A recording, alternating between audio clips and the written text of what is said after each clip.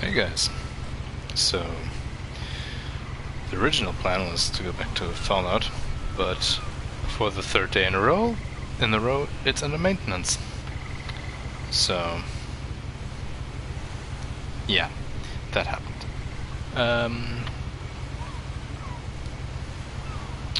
So instead, I'll play what remains of Edith Finch, which is supposed to be pretty good. So, I've never played it. Might as well check it out. If we can. And we can look around.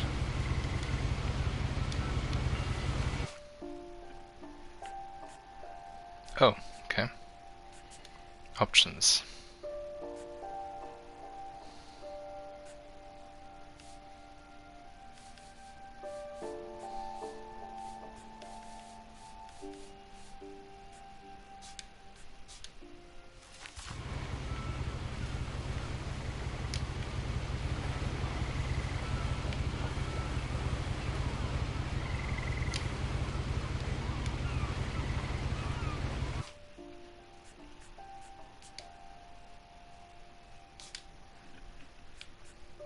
Um. Oh, okay. A lot of this isn't going to make sense to you, and I'm sorry about that. I'm just going to start at the beginning, with the house.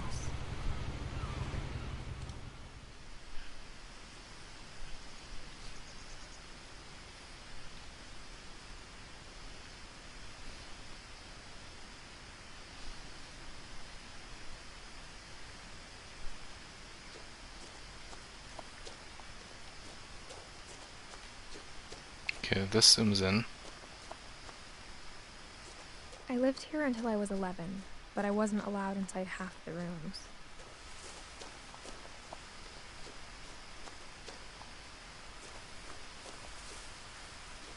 It looks pretty good. Kind of looks, what was the other one called?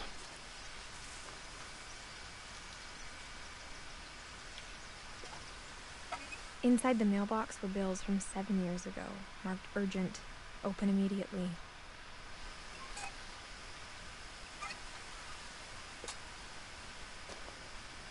Alright.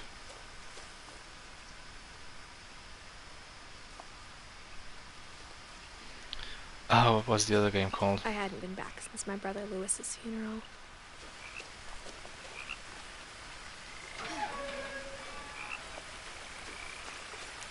No trespassing.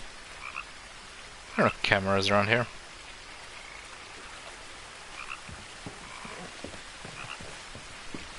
In her will, my mother left me a key, but didn't tell me what it unlocked.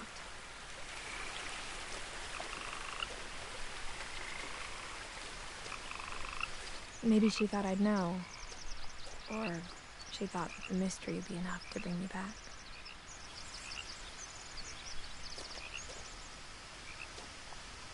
Okay, what's this way?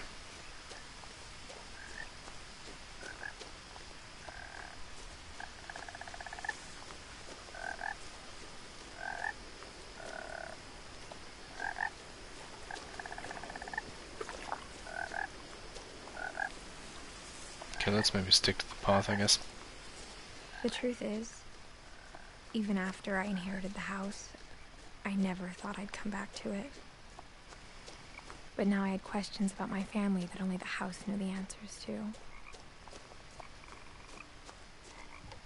The woods around the house have always been uncomfortably silent. As if they're about to say something, but never do. The Vanishing of Ethan Carter, that's the other game I was thinking of. Which looks pretty good as well. The other one is actually probably the best walking simulator out there.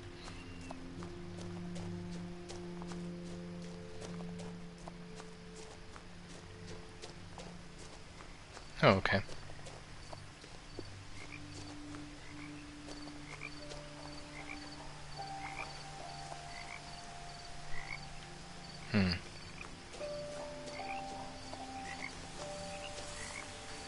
I wonder what was the other way.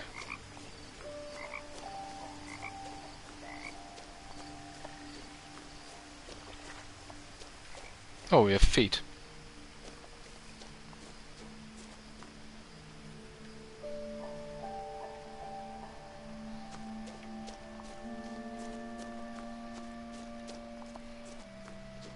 A bit of a shame that we can't actually move faster.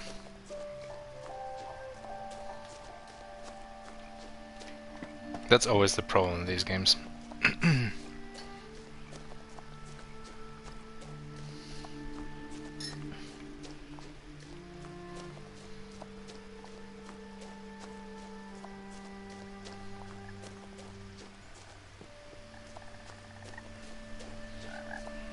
Okay, now we check the other way.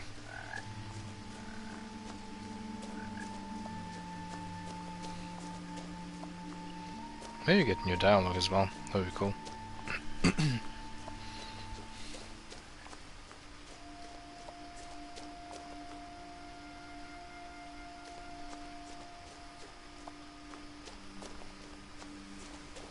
No one had driven this way in a long time, but I saw a few hoof prints. Okay, so that was another way, apparently.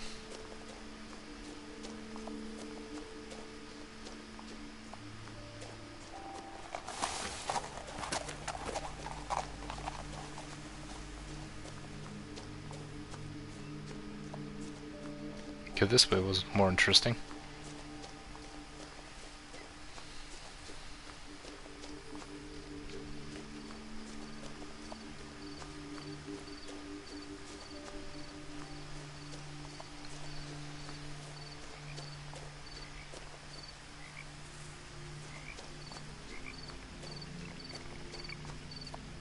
The house was exactly like I remembered it, the way I'd been dreaming about it.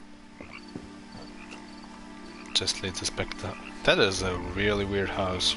As a child, the house made me uncomfortable in a way I couldn't put into words. Now, as a 17-year-old, I knew exactly what those words were. I was afraid of the house.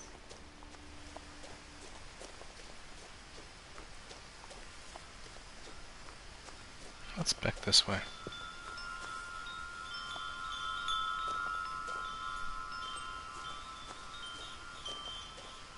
What is this? The house felt like it had always been here. Even the swing set was older than my mother. Okay.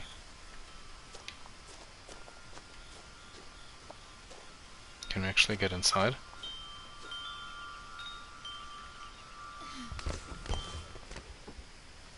Oh, we can. Crawling through the doggy door used to be a lot easier when I was 11.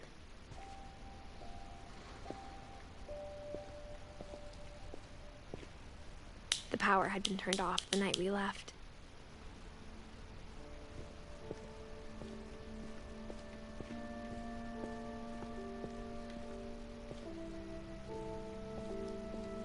So I guess we need to find the generator. For the first time in years,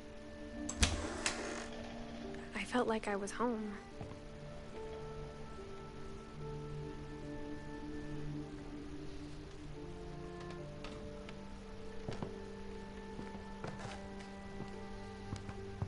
But instead of a family, there were just memories of one.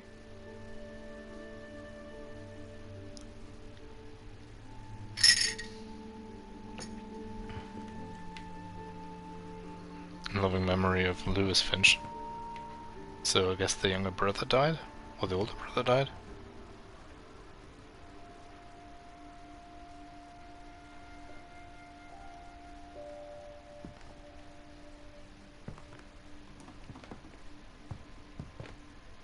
Like how only one restaurant would deliver to our house, so we had Chinese a lot.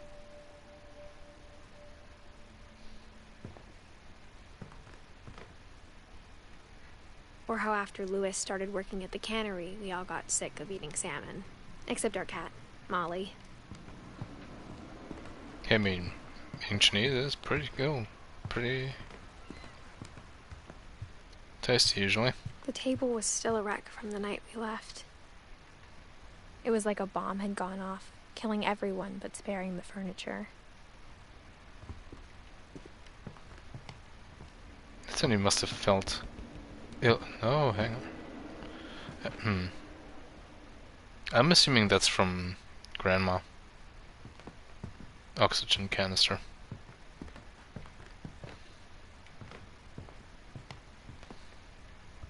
Nothing in the house looked abnormal. There was just too much of it, like a smile with too many teeth. Even the fireplace had a story. Edie told me the bricks came from the original house, after it sank.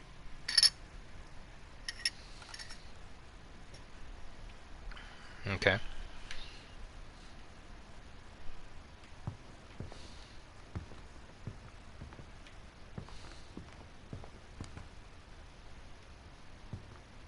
Wait, there's a little bubble there. Or was. Mom always told me to stay out of the basement, so I wasn't too surprised when the key didn't fit.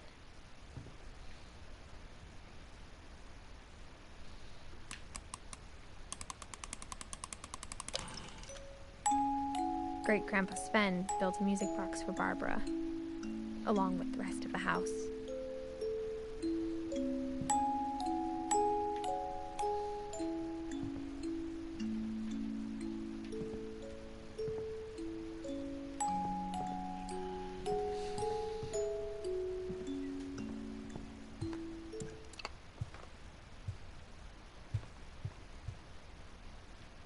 Did this fall down? No, that's for the kitty cat. Yeah.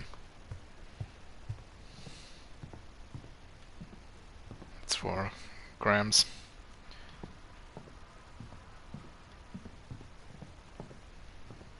My mom wasn't much of an optimist, but she never stopped believing that my brother Milton was alive. He was kidnapped or A disappeared. lot of things got left behind in the whirlwind of that last night. That is bolted to all hell. What the hell is it? Okay, that's kind of messed up. After Milton disappeared, Mom sealed up all the bedrooms. Then Edie retaliated and drilled peepholes. Wait, what? Oh, so that's what's sealed?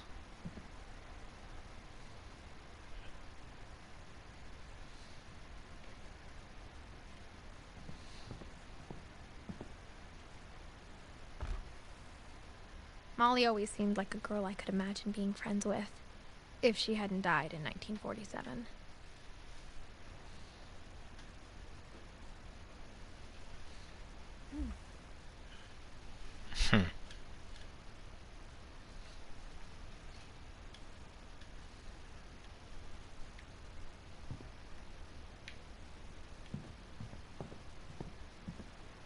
I spent a lot of time playing in Great Uncle Walter's room.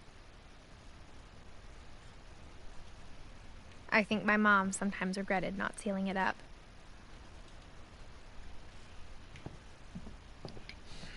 Lewis told me there were secret passages, but I never believed him.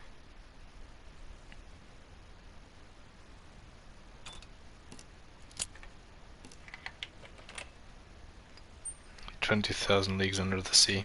Turns out, my mom was really good at keeping secrets.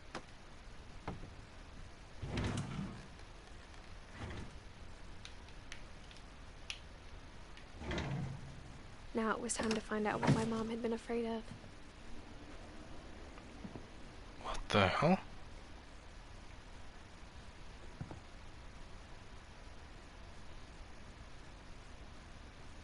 Runaway Reef. Let's explore a little bit first.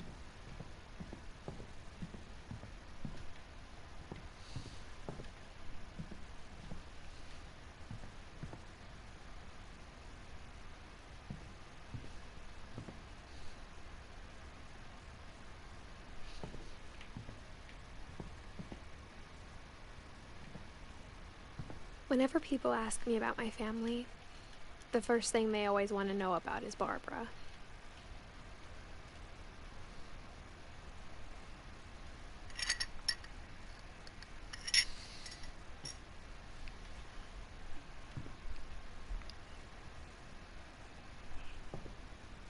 Edie's father, Odin, built the original house.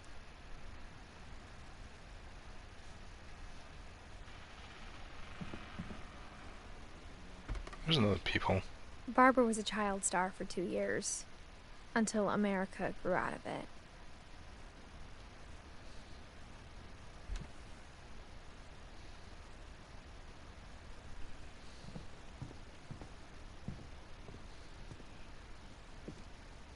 Mom must have locked the third floor stairs on the night we left.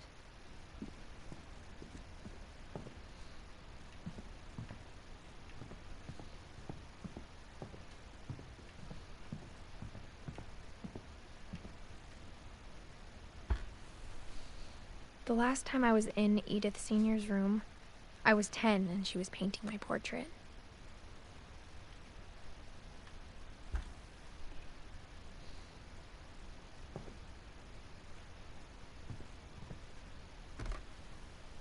My Grandpa Sam spent 7 years sharing a room with his dead brother, Calvin.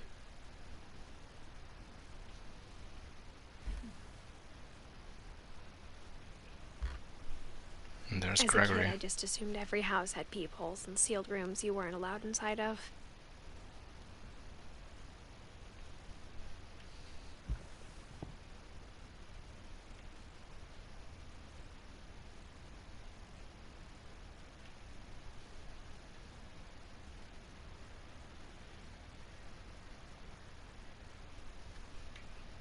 So we've had 3, 4. There was nothing here. 5 with one downstairs. 6.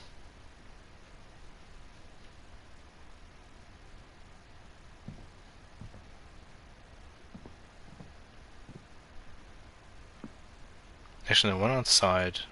This one is 2.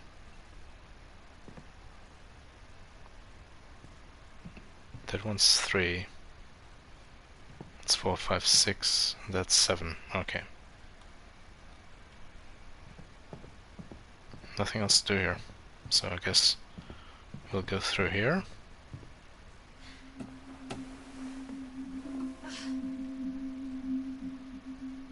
From the paintings on the wall, it was clear my brother Milton had been here before me. Reading this, maybe it sounds like I had a plan. But I had no idea what was behind that door.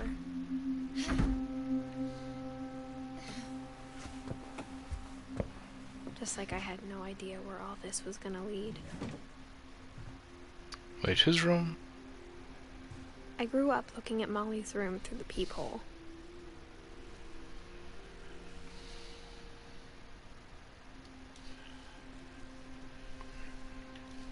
Can we look back outside? No, we can't.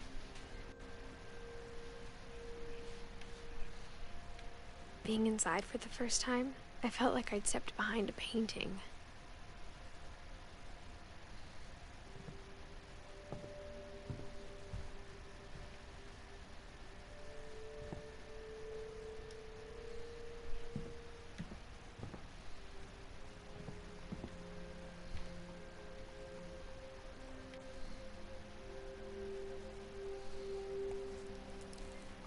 Molly Finch. December 13th, 1947. Dear Diary, I'll be gone soon, but I wanted to tell somebody about what's gonna happen. It started when Mom sent me to bed without dinner. I woke up and I was starving, so I looked around for something to eat. The gerbil food was dry, but I didn't mind it.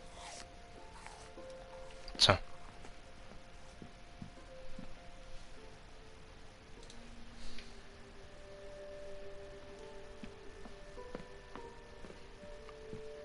Don't suppose there's anything else here.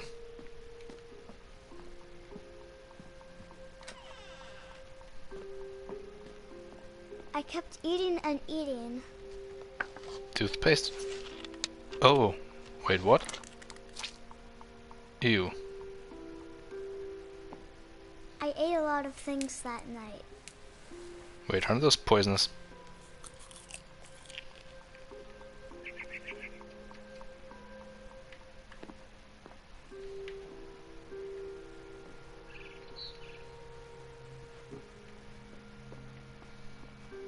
heard chirping outside my window. It was a barn swallow going back to her nest. I reached out for her.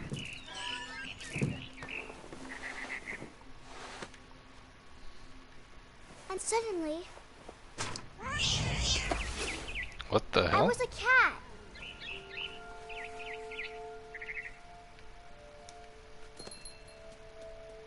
I tried to be quiet, but the bird was really scared.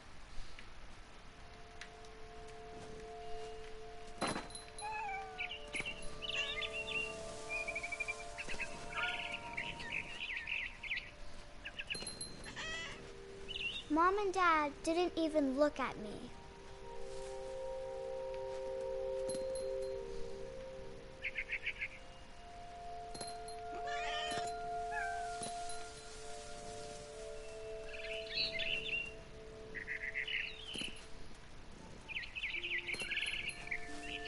I jumped and I almost got her.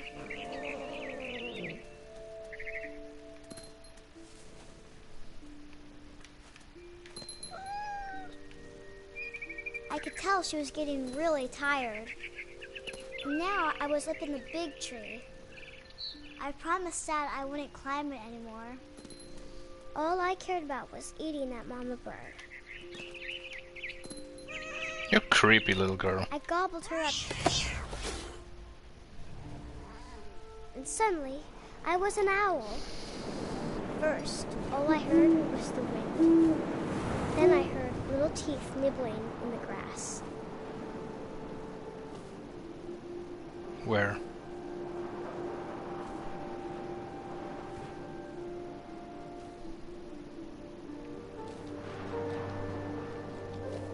Rabbits.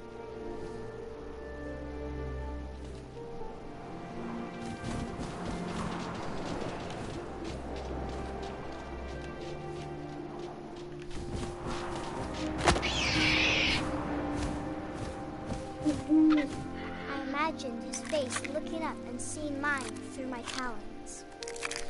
I swallowed him up, and I didn't chew one bit. Then I flew off to find something bigger.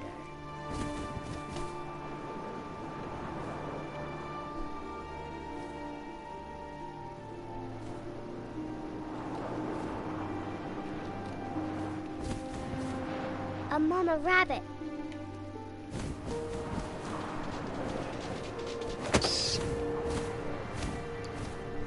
She was almost too big to carry. I started choking, but I couldn't stop eating. And suddenly, I was a shark. This is really weird.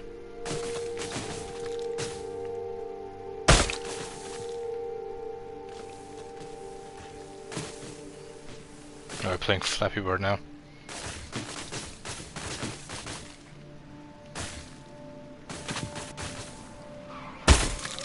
I rolled off a cliff and into the ocean. Now, I was hungrier than ever.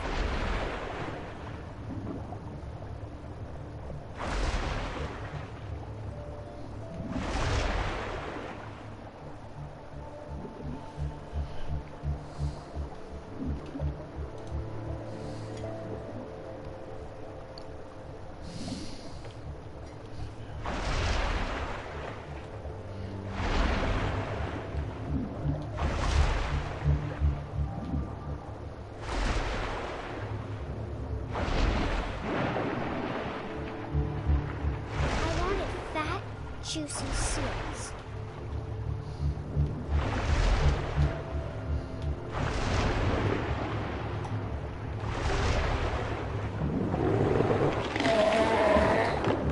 I tore off her flipper, and it tasted really good. What is wrong with this kid?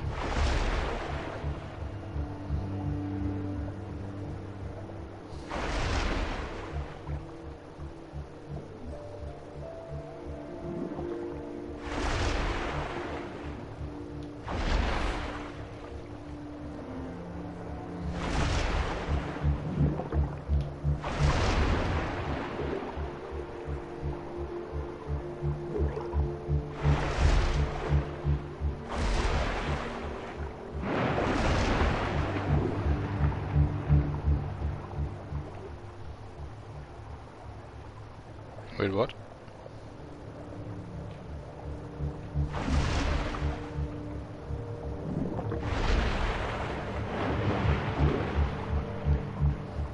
Why isn't this working?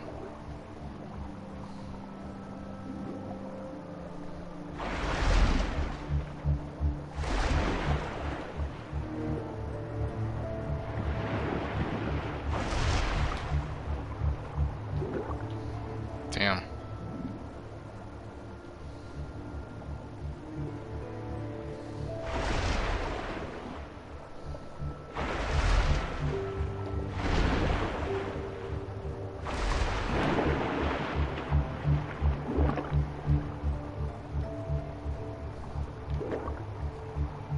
What is happening?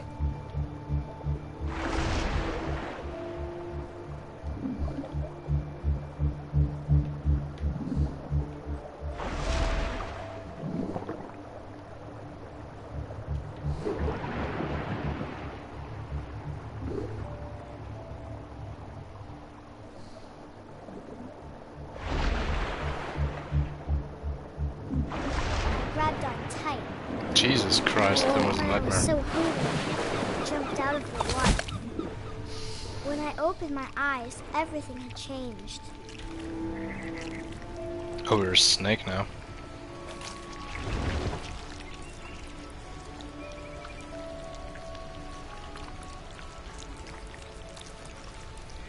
Now I was a monster, and I smelled people everywhere.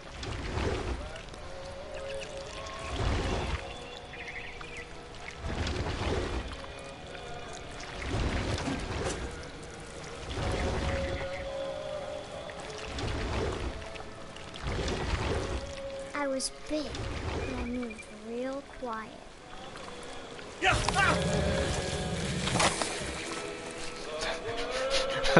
That's not how that works. Not really.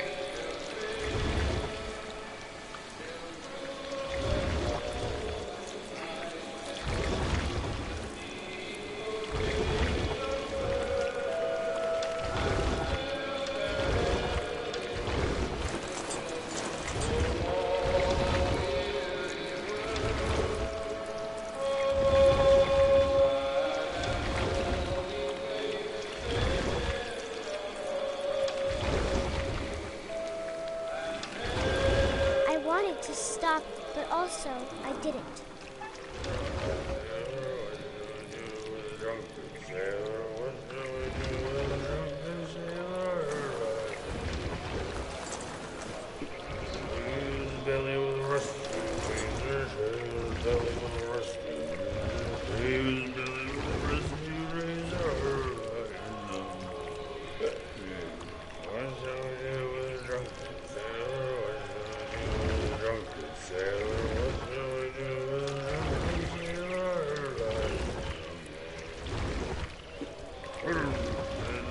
Wait, what?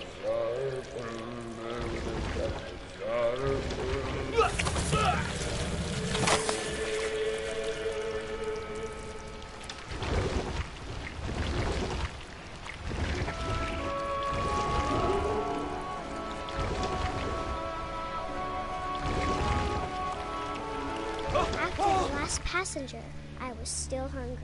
And to cross the water, I swelled into meal. Something I had to have, so I swam towards it.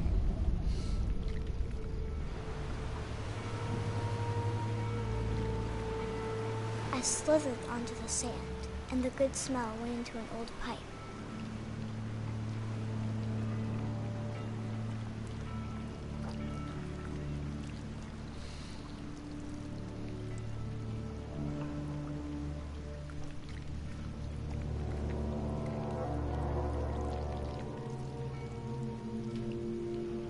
I got closer and closer.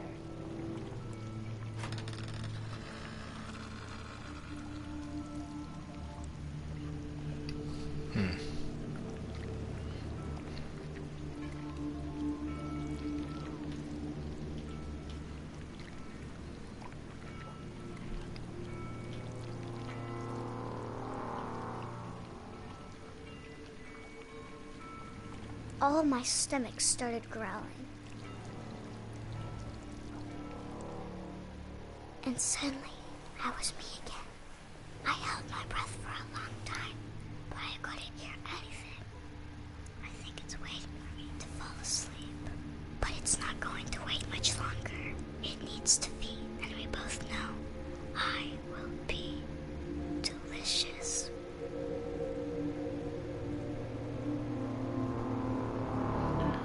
That is one creepy kid. Alright.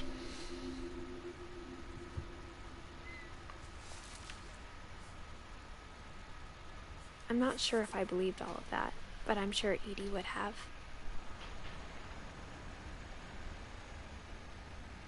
Wait, she also only... No. No, no, no, no, no, no, no. Open up. Oh my god, it closed, damn it. But did I see that right? That it basically said that kid Molly's also only gerbil lived had for a 10 tiny years? bedroom with its own even tinier gerbil cage. I can't describe it, but I felt like some part of Molly was still here.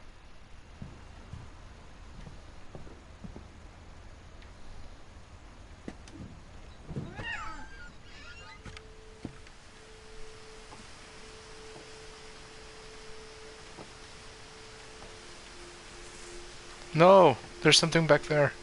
Oh, come on now. God, I hate it when they do that. This will be obvious later, but my mom never told me any of these stories. Edie would have, but Mom didn't like bringing up the past. Though, when we adopted a stray kitten, she was the one who named it Molly.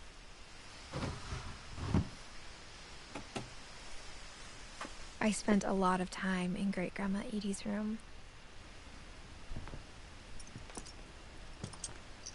Edie knit me a new pair of gloves every year, just in time to replace the old ones.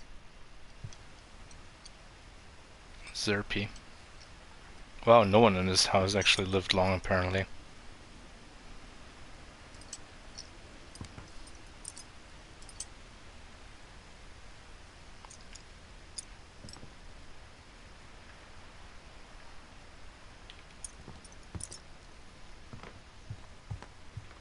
Edie gave a big interview about a mole man living under the Finch house. My mom was furious. I hadn't thought of myself as Edith Jr. for a long, long time.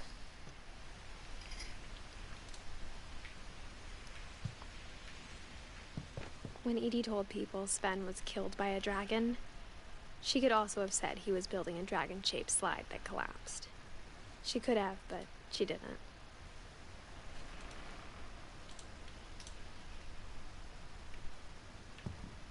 Even in her 90s, sometimes Edie seemed a lot younger than my mother. Okay, let's check this corner The room is first. like a museum. For 500 years, the Finches have been famous throughout Norway for their fortune and misfortune.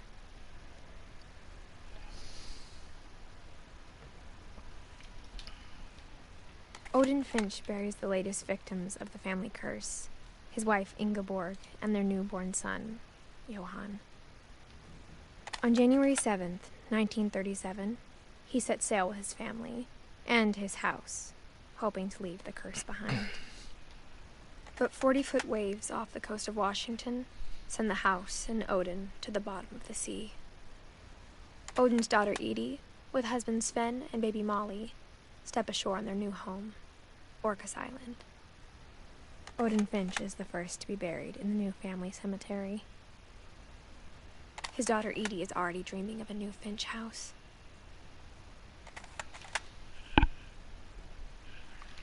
Well,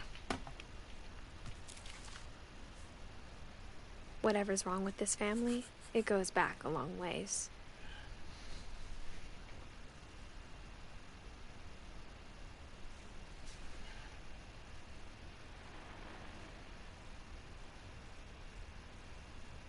yeah, Molly seems to only have lived for 10 years. Wow, okay.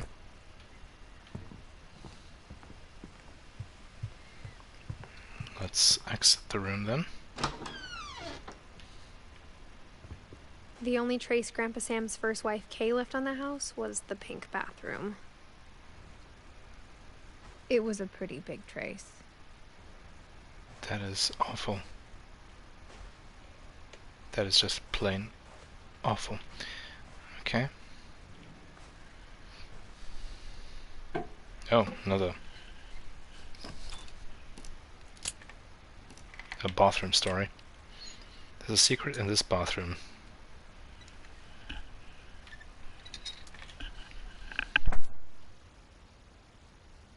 There's a secret in this bathroom.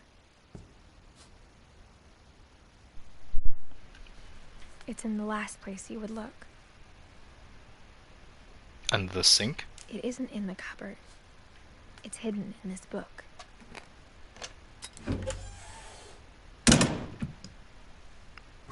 Okay.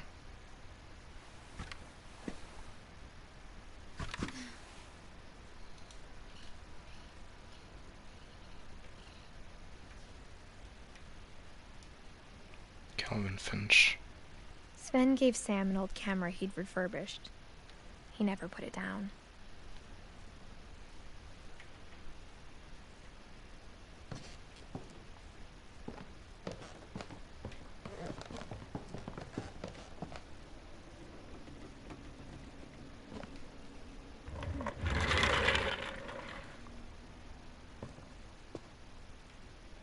No need to push it that hard.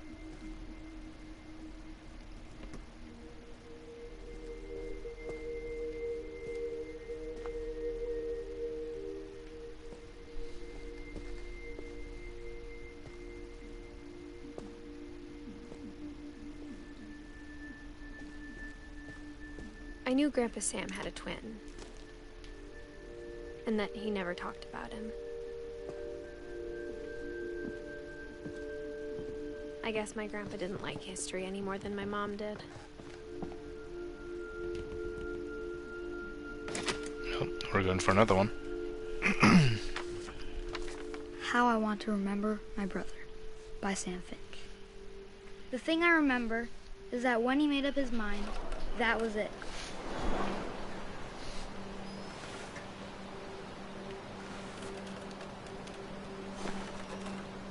My brother said he'd die before he ate another mushroom, and he did. At Barbara's funeral, we swore he'd never be afraid again, and he wasn't. I think Calvin always wanted to fly.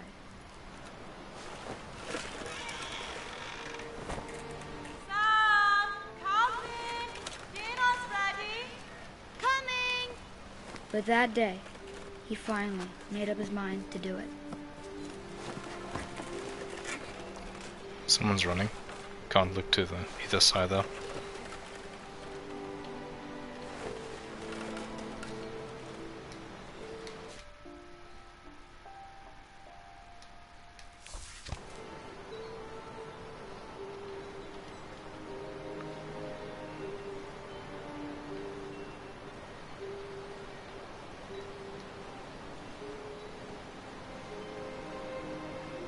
So, how do we get out?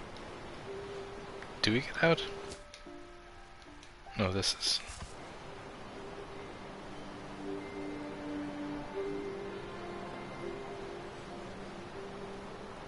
Well, guess we just keep going then.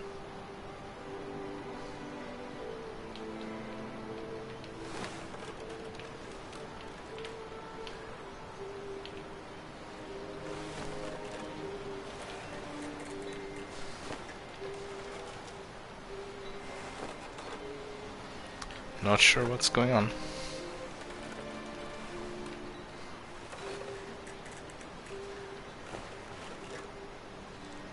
Do we have to keep swimming until something breaks? Like either the branch or the chains?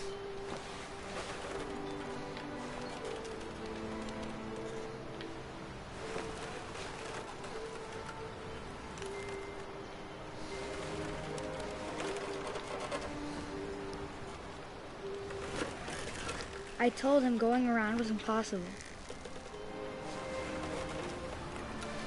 Maybe if I hadn't said that.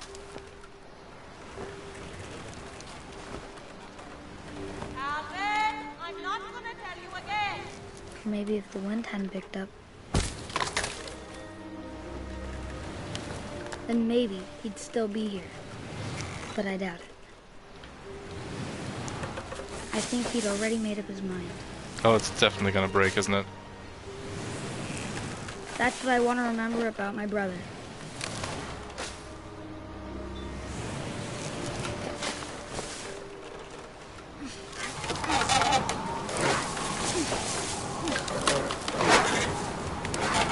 The day he made up his mind to fly.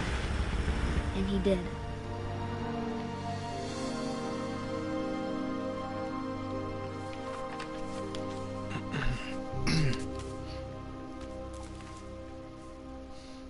Calvin's story felt strangely familiar. When I was younger, I remember trying to do the exact same thing. Calvin lived for 11 years. Wow.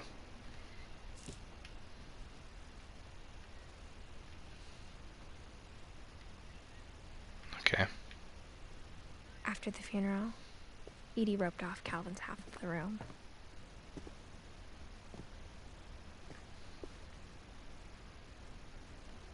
Mom said Grandpa Sam enlisted at 18 and never set foot in the room again.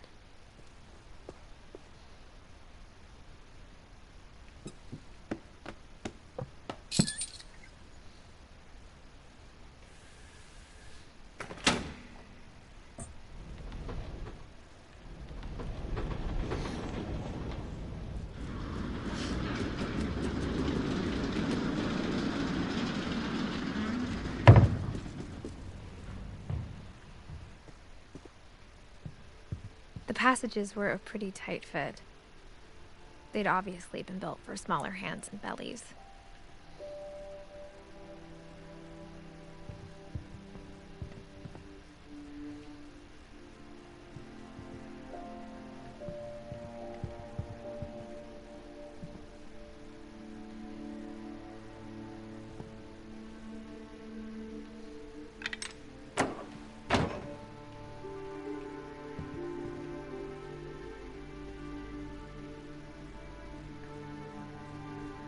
Okay, this way we get to leave again.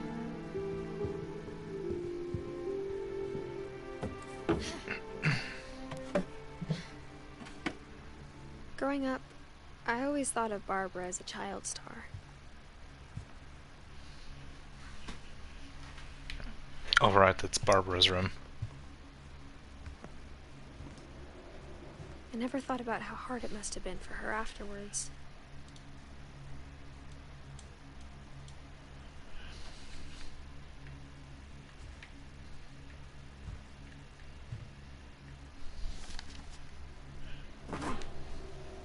Of all the stories people wrote about Barbara's death, I'm surprised Edie saved this one.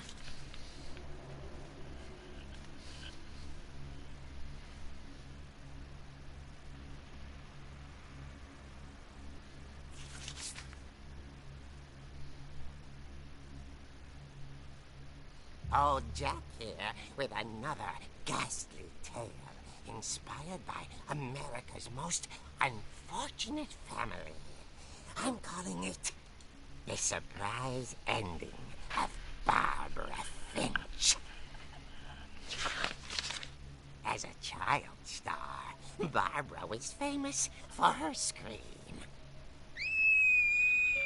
Now at 16, she was all washed up. A has-been.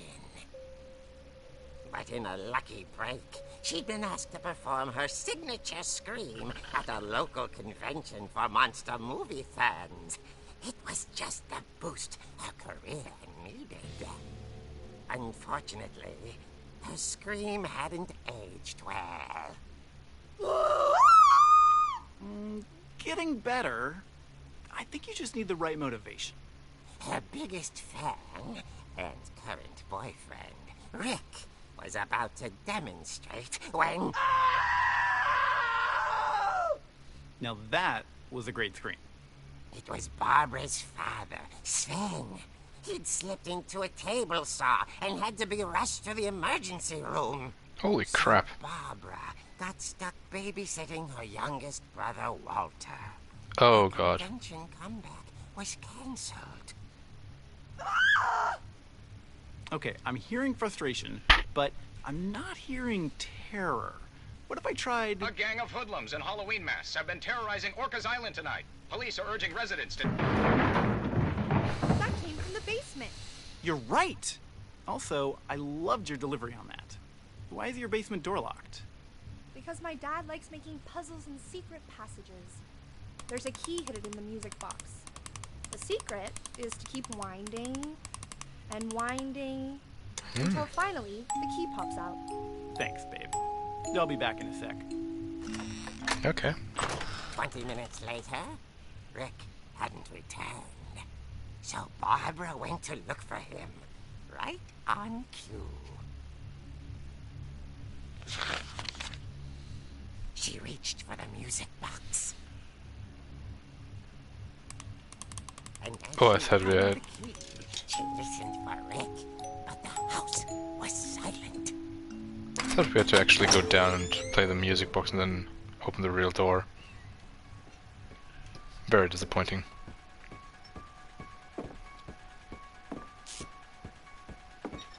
She found Rick's crutch and imagined the worst.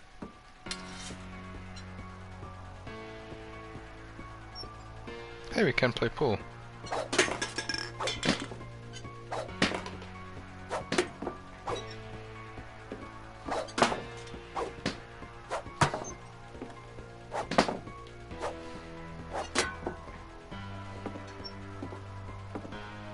Do we win?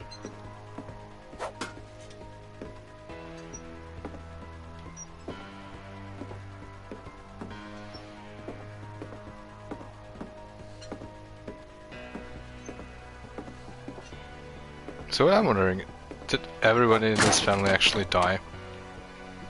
Like, Molly got bit by a snake?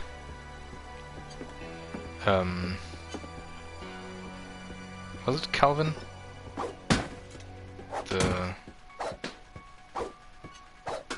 Well, he swung over the fence, I guess. The gang's leader is the infamous Hookman killer, Dr. Carl Hamill, who impaled and then ate his family 10 years ago tonight.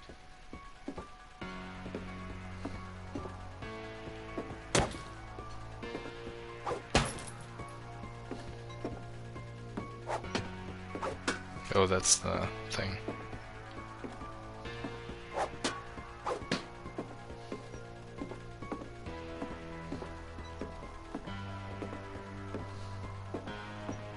Oh, Finch rattled and grew still. Oh dear!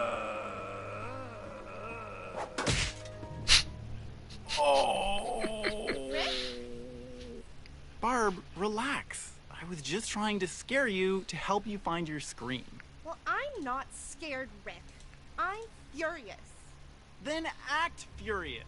All I'm getting from you now is that you're hurt and confused and you're... She threw him out, but she kept a little something to remember him by. Barb, have you seen my other crutch? And she was still holding it when she fell asleep watching the late picture show. Hours later... Barbara! Walter, what's going on up there? Ah! Okay, I'm coming up, but if this is a trick, you're dead, Walter.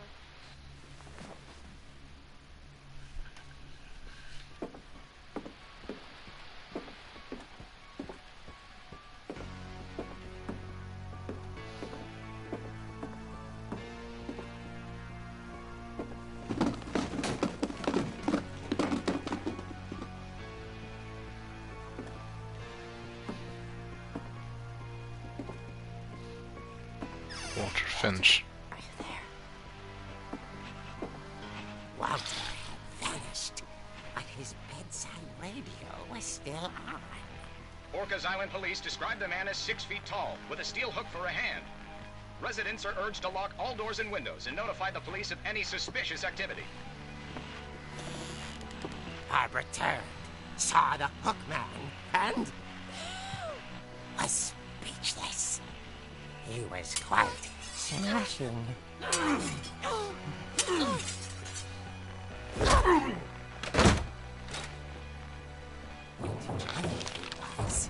He couldn't get enough of Barbara. Okay, Barbara. There's gotta be another way out of here. That night, she played her part beautifully.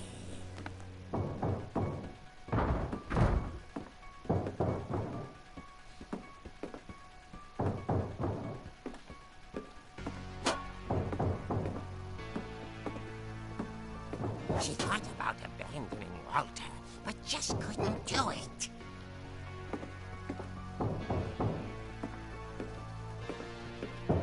Molly's door hadn't been opened in years. The hinges groaned.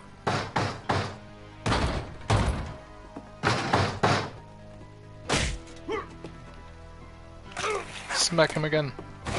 Oh, bye. He wasn't moving, but she sensed the story might not be over yet.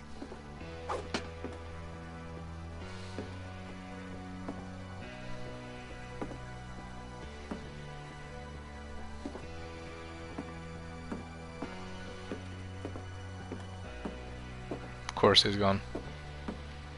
The Hookman had vanished. No, he didn't. She listened for his breathing. He went up the All things. she No. heard was...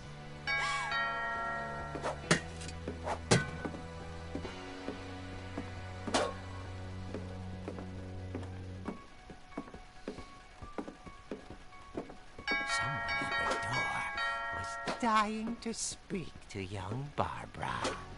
At the door, she heard whispering.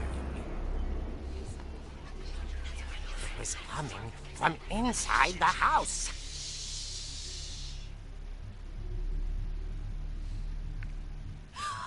Oh dear.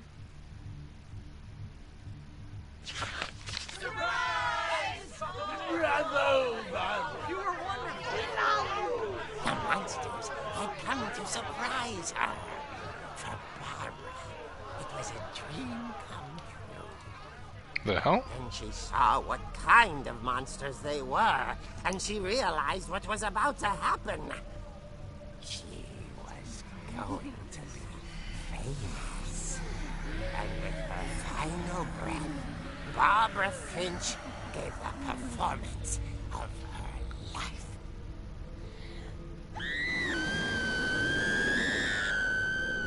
I wasn't there myself, but I hear Barbara was magnificent. Poor girl. She had a taste for stardom. But unfortunately, so did her fans. Of course, the police blamed it all on poor Rick, who disappeared the same night. And little Walter, hiding under his bed the whole time. He took it all pretty hard, but that's another story. As for Barbara, tucked inside the music box is all they ever found of her. Her ear. Now that's what I call a real eerie tale.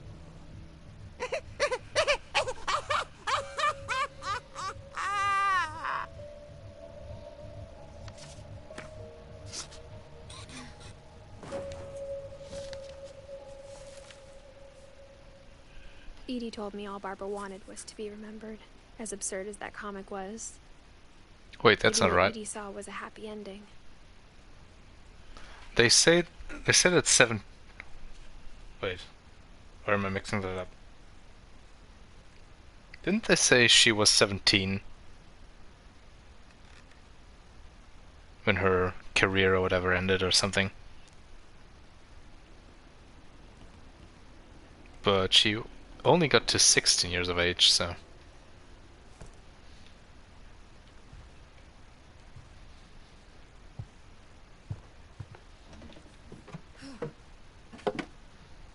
Well, I guess we're going back. I guess now I know why Mom didn't like me playing with the music box.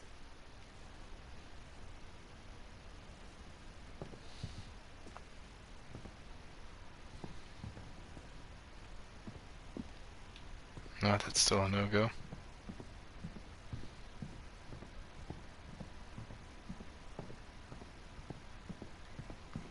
Well, maybe now we need to get downstairs and use the music box. It's funny. All those times I played with the music box and never found the basement key.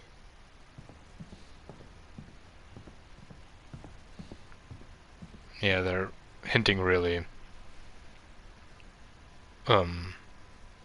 Okay. That was odd.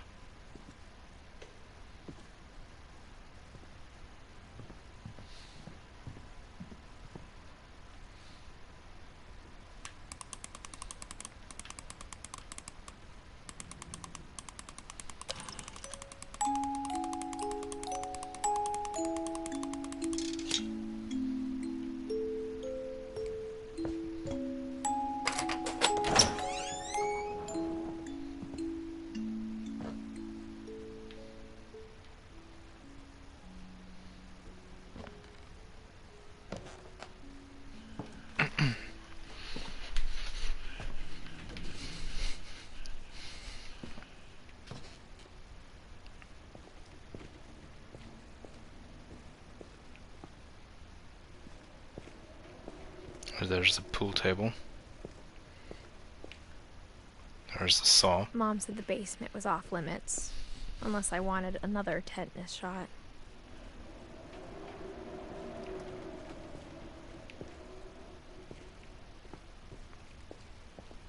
I saw Edie sneak down to the basement once, carrying packages.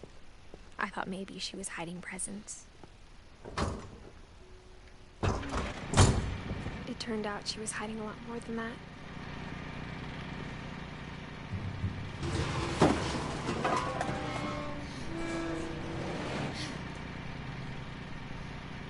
Damn, it's dark. Okay, I remember that's asking better. Mom once about where Walter had gone. She said after Barbara died, he got as far away as he could. If there's a pattern in all these stories,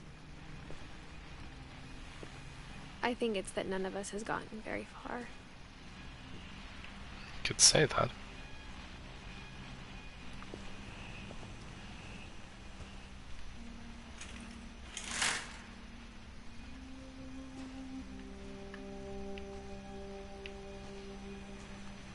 So whose story is up next? Walter.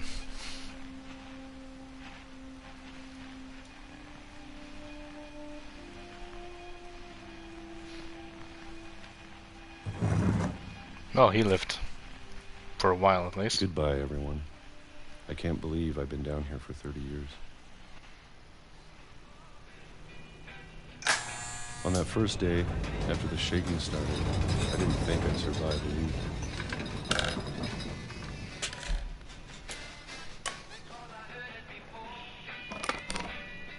But after a few days, I settled into a routine.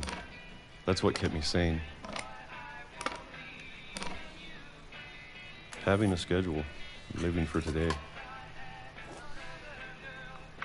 No I peaches. always expected to be dead tomorrow. Get a fork, dude. Come on. But if you wait long enough, you get used to anything.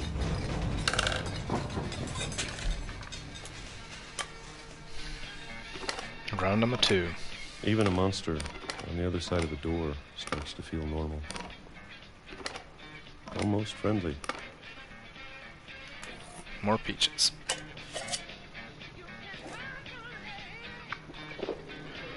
And then one day, everything just stopped.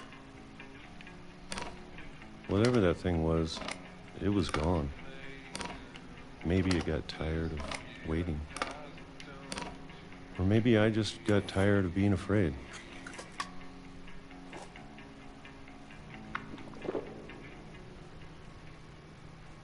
It's been a week now, the longest in 30 years. Whole lot of peaches. I'm done waiting. Are you I though? have to leave. Well, I still can.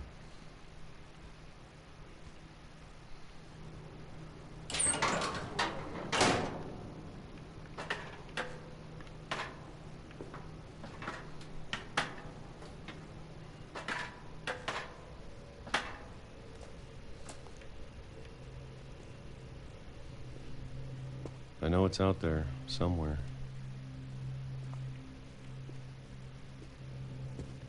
Whatever killed Barbara and Molly.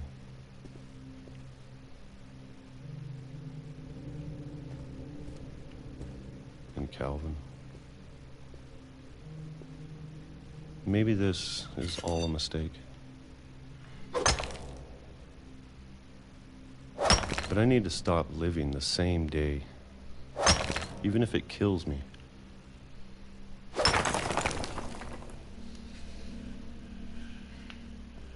Whatever's out there, I want you to know I'm ready for it. I'm going to appreciate all of it, especially the food. I don't mind if I only have a year left, or a month, or a single week. I'd be happy with one new day. I can already imagine the sun on my face.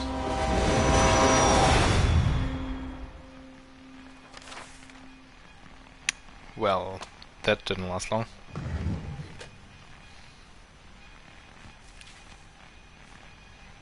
Walter died when I was 6. I can't believe my mom never told me he was down here.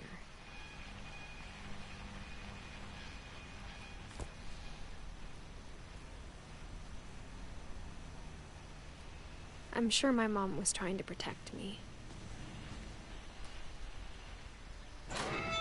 Oh, we're heading down there now.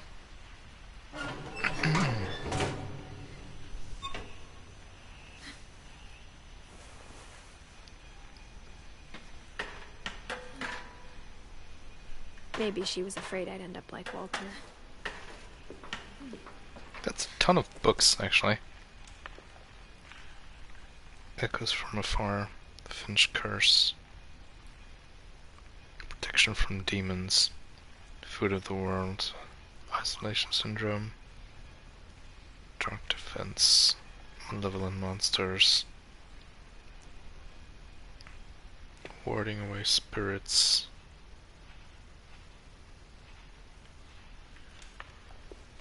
Okay. But if she never told me about an uncle under the house, I can only imagine what else she was hiding. I don't want to make the same mistakes she made.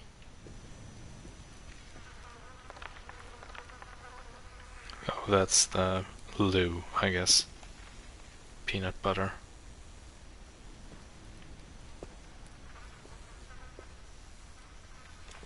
Canned food. Trying to bury something that's still alive.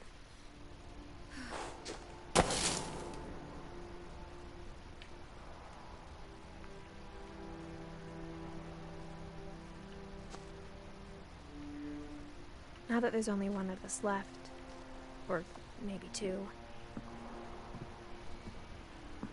I thought it was time I heard the stories for myself and found out what happened to everyone else. But now I'm worried the stories themselves might be the problem. Maybe we believed so much in a family curse, we made it real.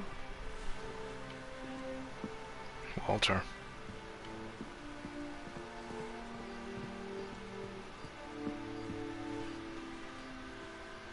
I don't know if I should even be writing this.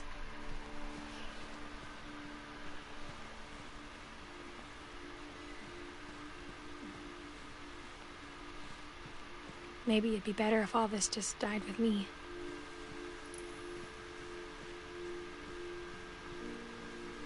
But I thought you should know about your family.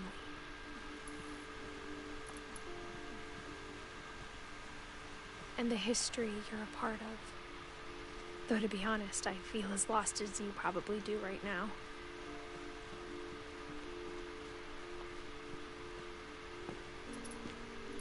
I think the people in these stories believed them, for what that's worth.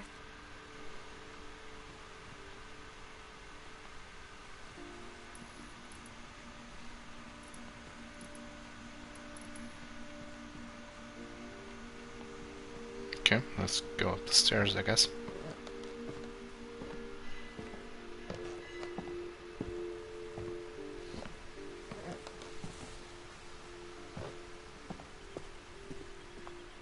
when you look at the house, that history of imagination and stubbornness and madness, any of it seems possible.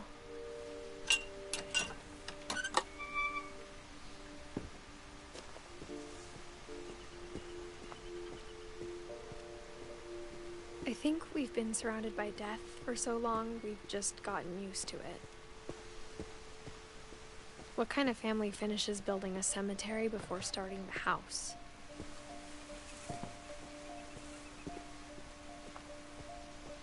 It's embarrassing for me to admit this, but the pet cemetery made me more uncomfortable than the human one. That is creepy as hell. 3 of the gerbils were mine, and 2 had been my fault. Sven built the house, but it was Edie who designed the cemetery. Well, someone didn't really have their priorities straight. I'm sure Odin's monument had been Edie's idea. My mom was always trying to move on, but for Edie, the past never went away.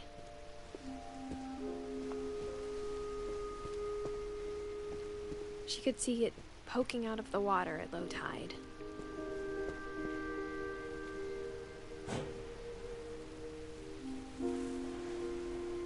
Edie said she dreamed about the old house every night.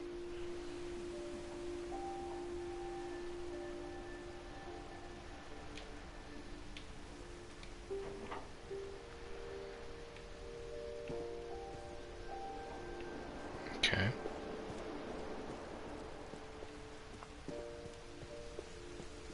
Edie's side was always easier for me to understand. But the older I get, the more I can see where my mom was coming from. Her dad had been pretty strict, but it wasn't enough to save her brothers. She was just trying to do better. Gregory. 11. Huh. She lost 2 of her brothers, just like I did. I get why she tried so hard to protect us.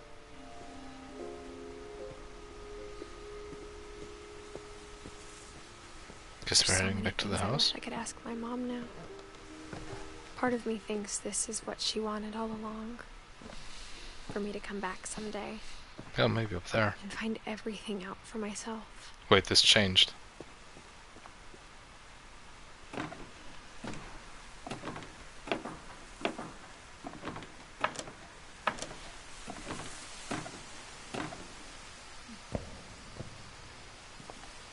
But looking back on it now, if she told me there was going to be so much climbing, I never would have come when I was 22 weeks pregnant.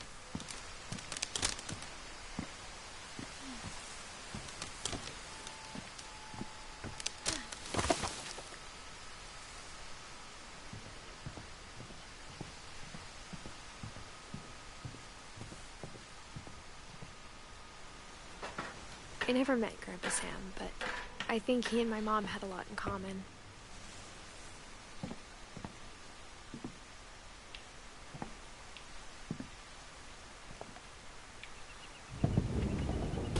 They were both pretty intense.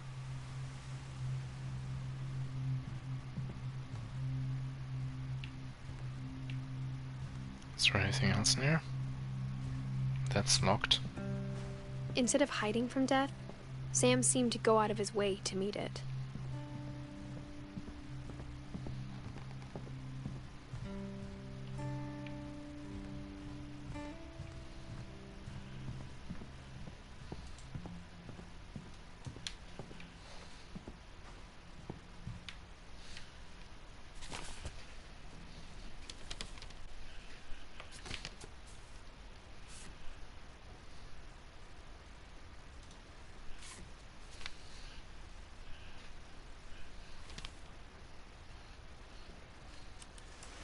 Dawn, I promise, you'll never forget this weekend.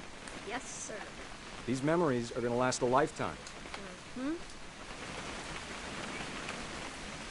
Am I gonna have to shoot anything? It's a hunting trip, Dawn. Shooting is strongly encouraged.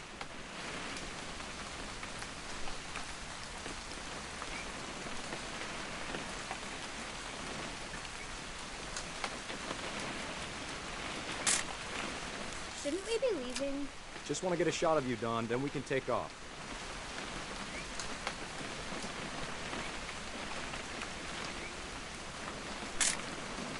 I'm over here, Dad. Where the hell?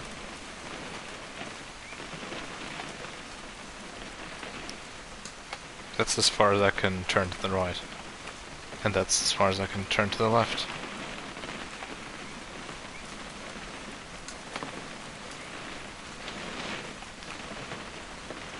What? Perfect. It's gonna rain the whole weekend, isn't it?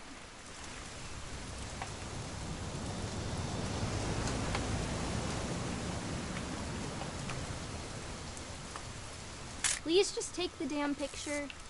Hey, language. I will never forget this weekend. Okay, got it. I'm gonna take some pictures, okay? Just be careful. That camera's older than you are. Aw.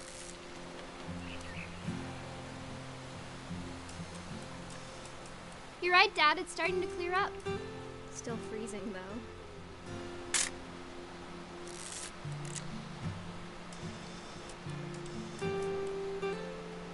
Definitely should not have drunk all that coffee. Hold. Hey! That's a keeper. That's a creeper I'm as just well. saying, I'm not always gonna be here, Dawn. You'll need to remember this stuff, if you want to survive. I'll be fine, Dad. You know who else thought he was gonna be fine? Some guy who died. Dawn, I'm being serious. I know, Dad. Dad! Good eyes, Dawn.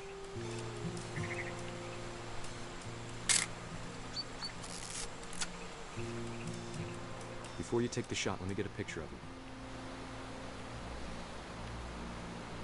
Dad, I... Let me get behind you. Do I have to do this? Dawn, you don't have to do anything. But if you want to survive, you'll need to be strong. Great shot, Dawn!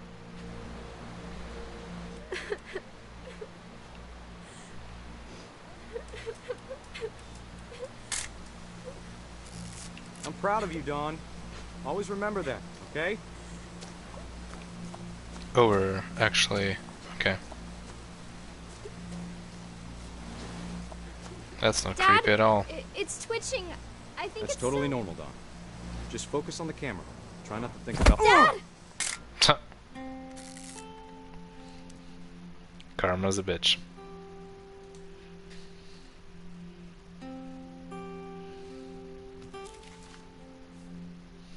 Of all these stories, that's the one I wish most that my mom had told me.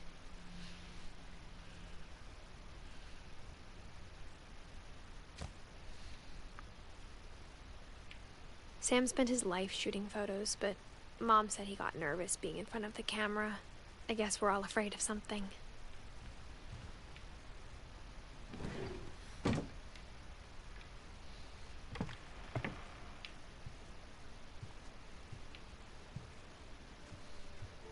Guess we're gonna crawl through this. After Sam died, my mom and Edie got really close.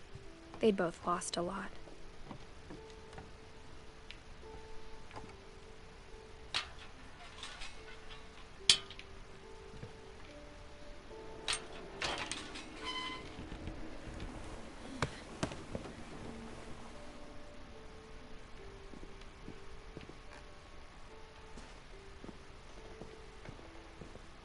I can't imagine my mom ever writing poetry, and yet... Hang on.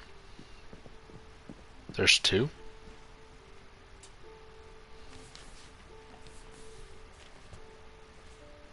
Divorce contract. Dear Kay, do you remember the way Gregory used to laugh when he thought he was alone? Like something funny was happening, but only he could see it. I think he saw things the rest of us don't.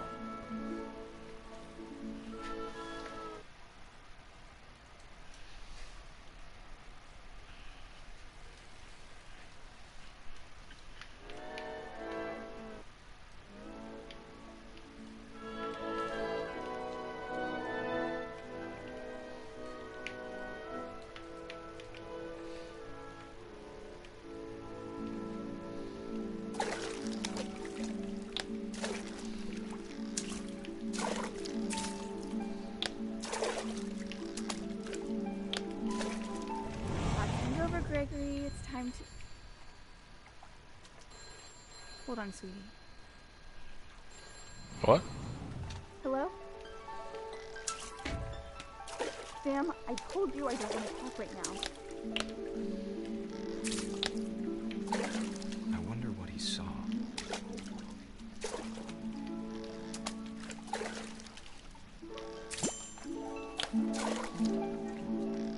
What his world was like.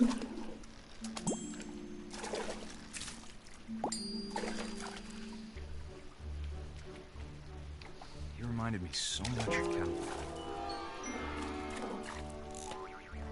Lost in his imagination.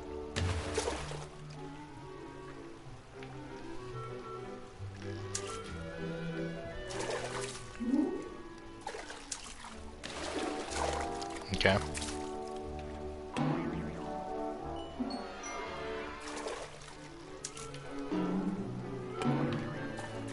I know how silly it sounds.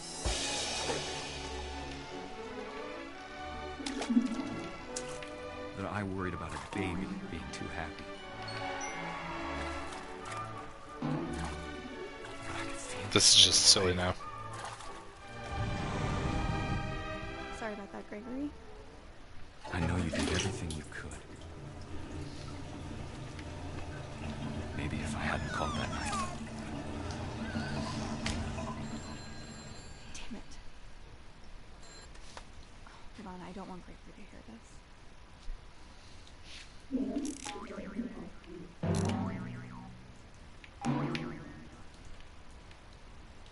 Oh, that's still closed?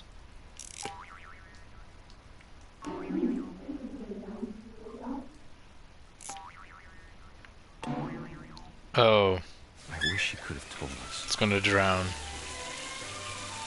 about the world he saw.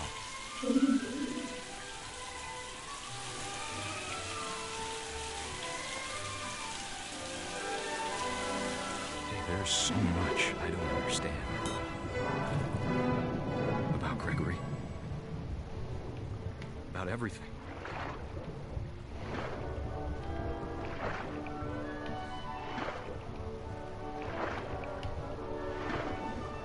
But I know what happened wasn't your fault.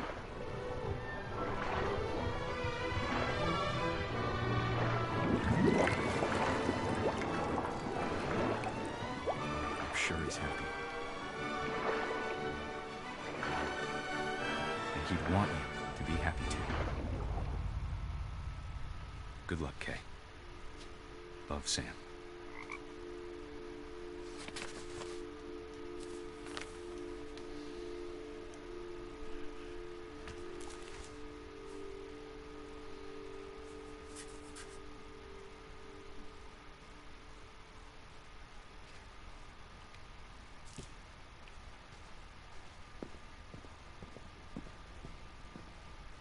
Oh, here's the other one.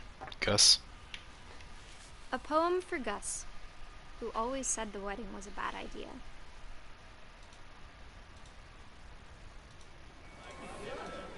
Our father never hit us kids, at least not very hard, before the day my brother said with teenage disregard that he'd be dead before he'd see a wedding in our yard.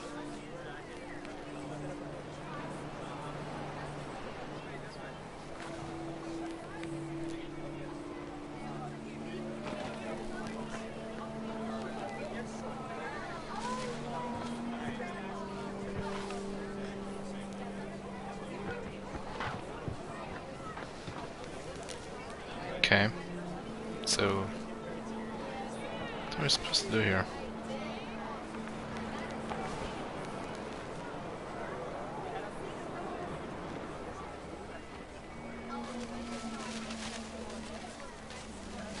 Oh, we need to... okay.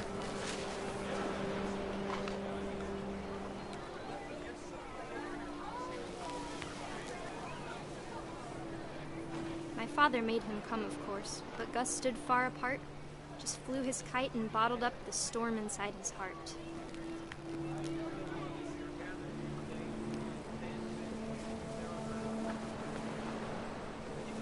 I tried to talk him out of it, but though he'd never met her, "We don't need a stepmom," were the words that I now remember. pronounce you husband and wife.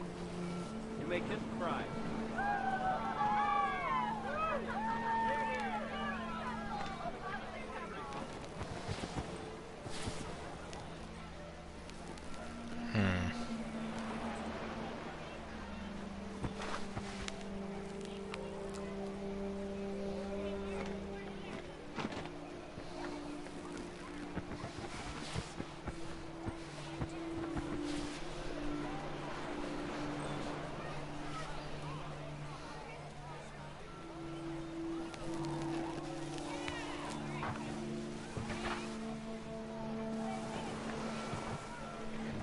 When the time for photos came, Dad ordered him to come here. But Gus declined, and as a sign held up his middle finger.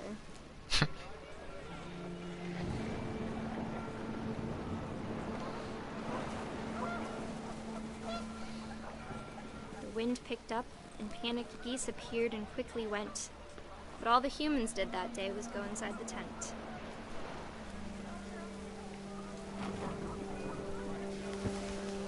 What's those? The rain came down in buckets then, but no one seemed afraid that nature might destroy the tent our dad had crudely made.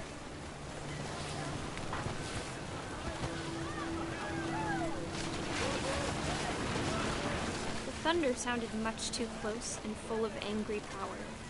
But all my father said to this was, "Make the music louder."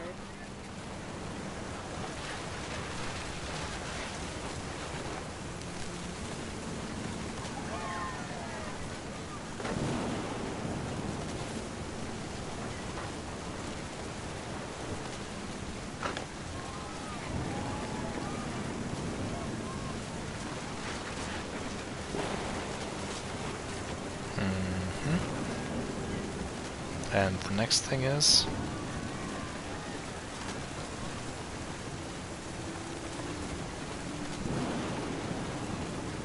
the lightning is gonna strike the kite. Am I right?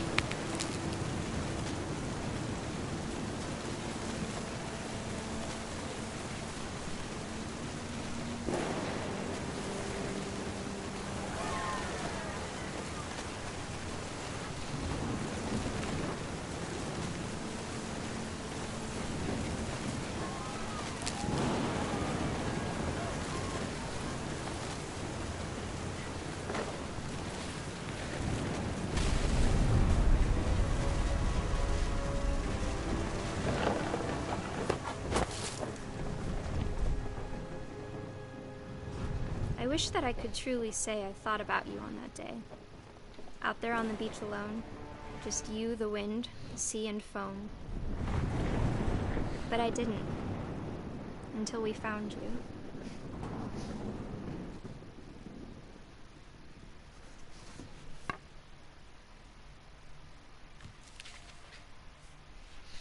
She never talked about him, but Mom told me once if I was a boy, they were going to name me Gus.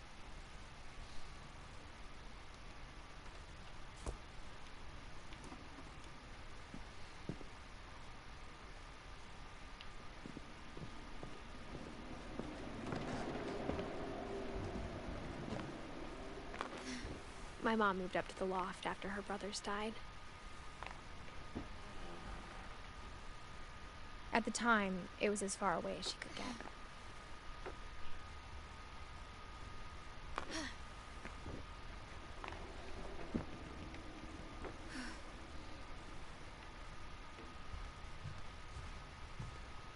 She spent a summer building houses in Calcutta, where she met my dad, Sanjay.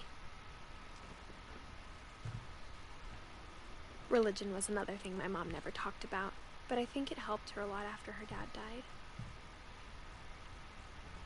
Okay.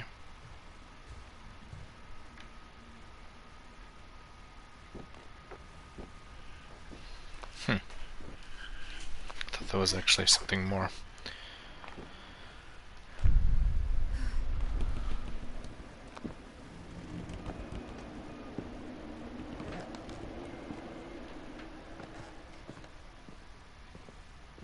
Can't leave here, so...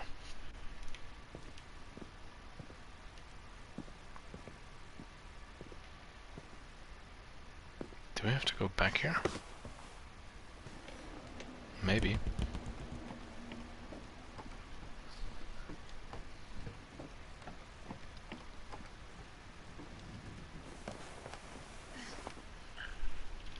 Or in the roof of the house. I think.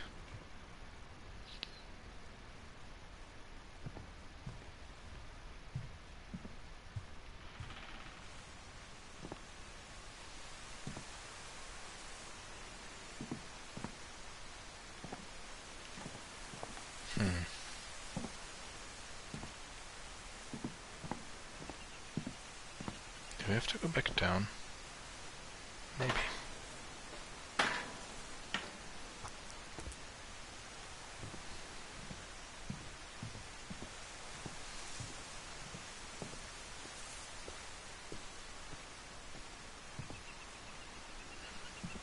Can't go here.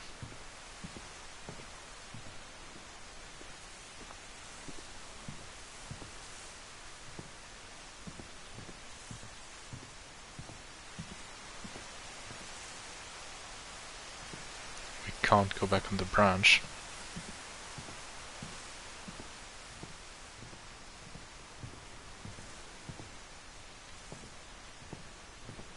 So where can we go?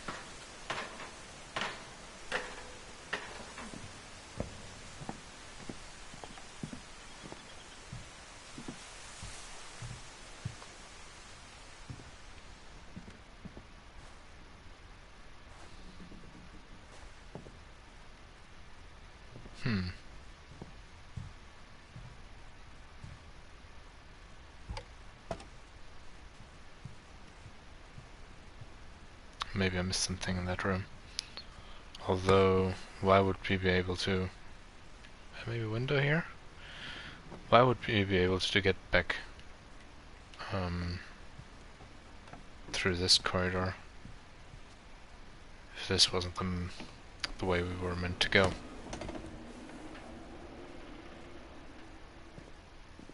That's kind of the odd thing about it. It's saving again.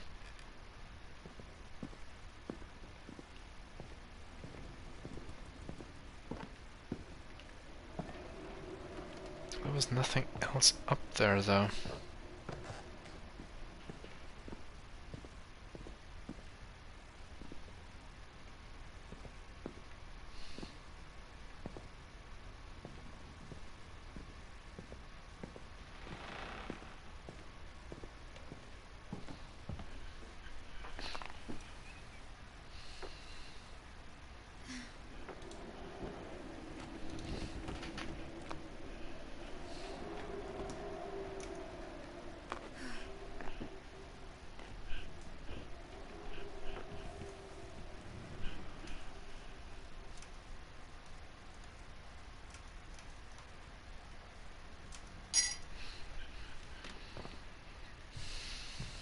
Oh, there. Okay. My mom moved to India a week after graduation and got a job teaching English.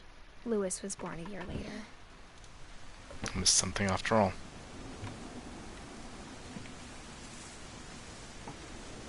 When my dad died, I don't think Mom knew where else to go.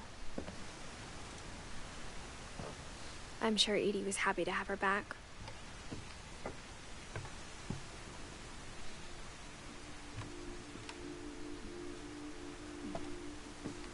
The house had to get a little bigger, but Edie was used to that.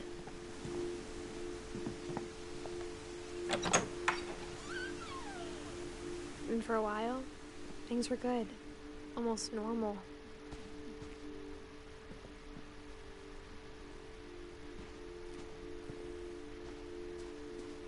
But it didn't last. What's this? It's weird.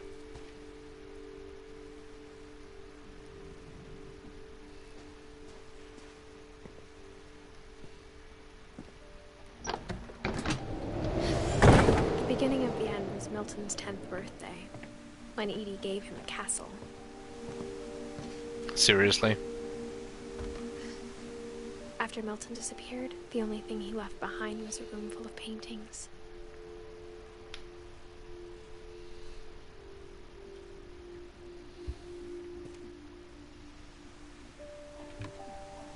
Oh, it goes further up still.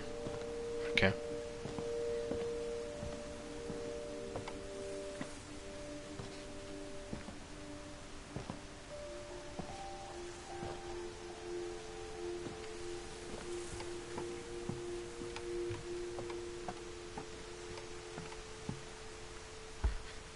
Lewis. Everyone always told me to stay out of Lewis's room. Except Lewis.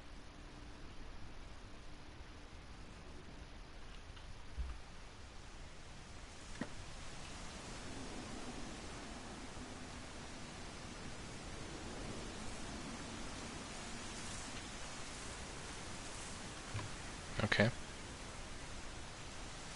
Where to next? This way?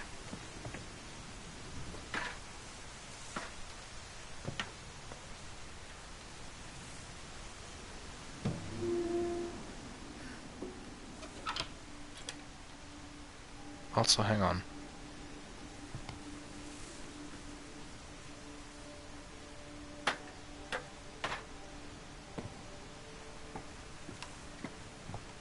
We haven't been in that room yet.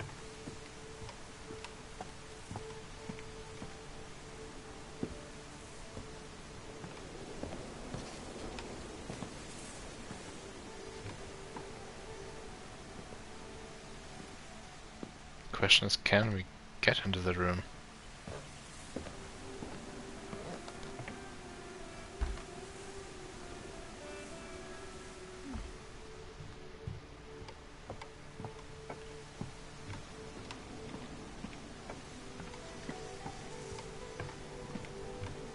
Well, guess that's a no.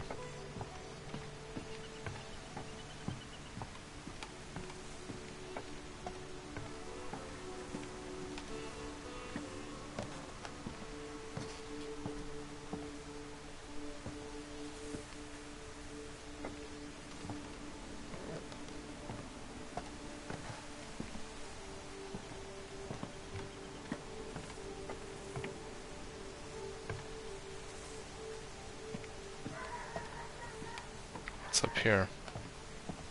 Oh, never mind.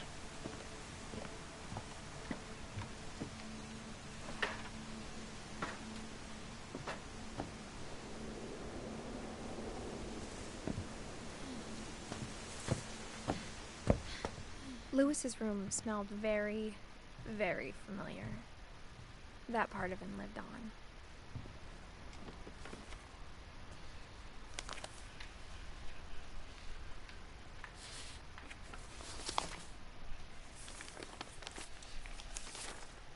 Dear Mrs. Finch, as Lewis's psychiatrist, I can understand your desire for an explanation.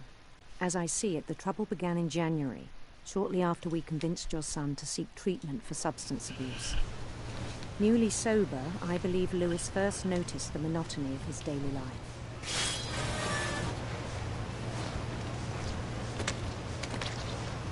He kept working at the cannery, but he withdrew part of himself. In our sessions, I saw the same behavior. His mind began to wander.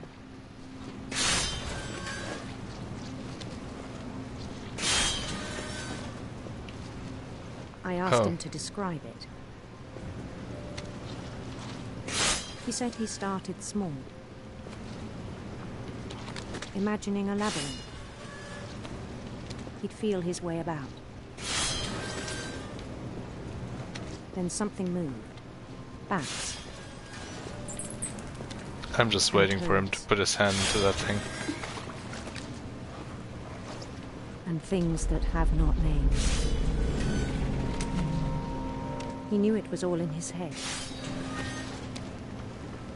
But he took it very seriously. I had hoped he'd find himself.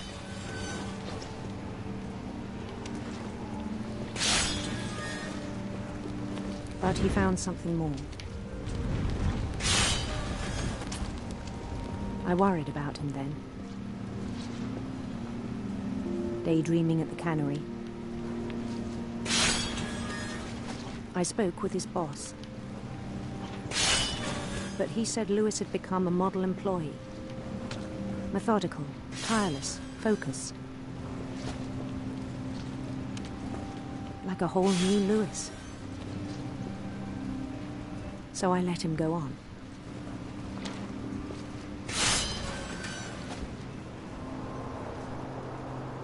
I even encouraged him. It seemed very promising first. He told me he'd made a new friend.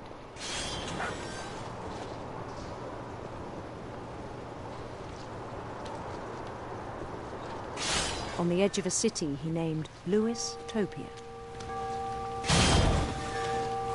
He built the city up slowly, brick by brick. Then he made musicians.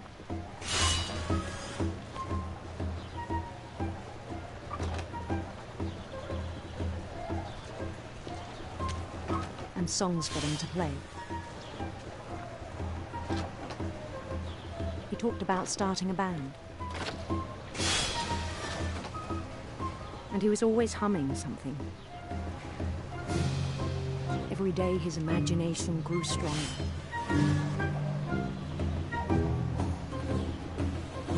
He no longer spoke at the cannery. But his chopping was as reliable as ever. Yeah, because And one he's day it numbed struck out of me his mind. That all the cheering crowds, even the stones under his feet, were all in his imagination. So he could do whatever he wished.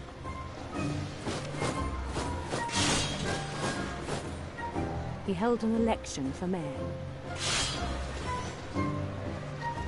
And he won.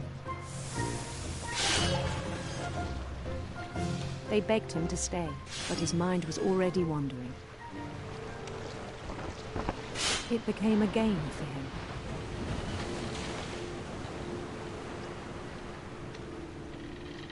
He'd conquer a city, then immediately push on. New Louisville.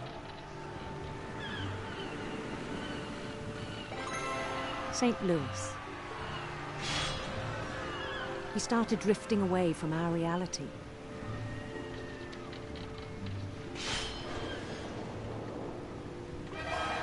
Minneapolis, until one day he forgot to go home from the cannery. Even as his mother pleaded with him, part of Lewis kept sailing on.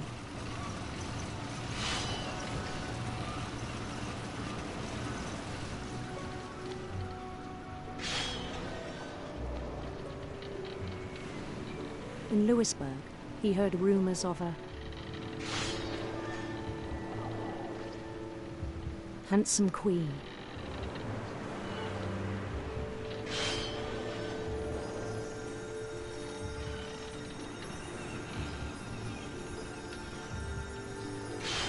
The queen was on her own quest for sinister serpents.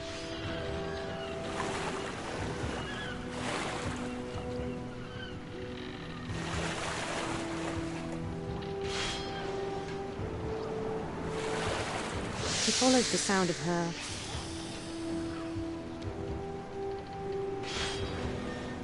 silver harp. Just take whichever is the closest.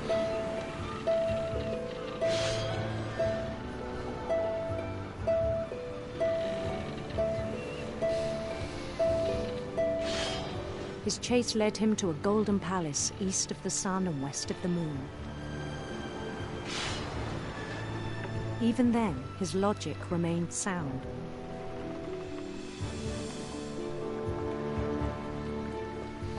He knew the world was all in his imagination. Alright, gotta keep clearing the fish, otherwise won't be able to see where I'm going. But he was so proud of having created it.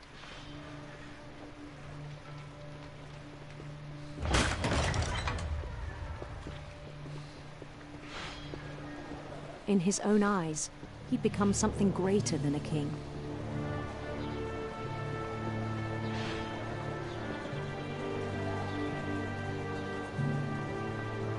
For someone who'd never known success in the real world, I think it was overwhelming. And then it struck him that the real Lewis was not the one chopping salmon, but the one climbing the steps of a golden palace.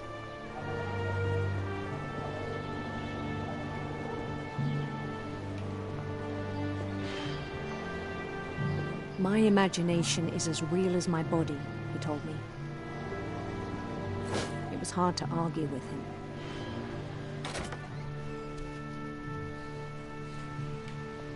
No more chopping.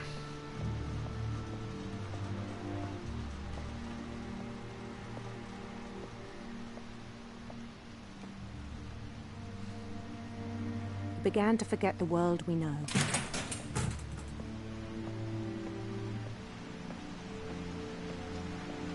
I think it pained him to remember Lewis, the cannery worker.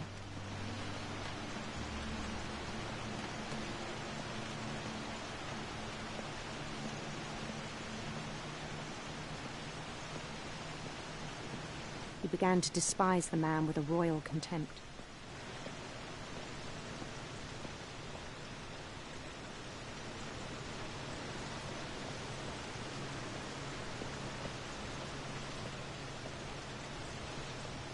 I still thought I could save him.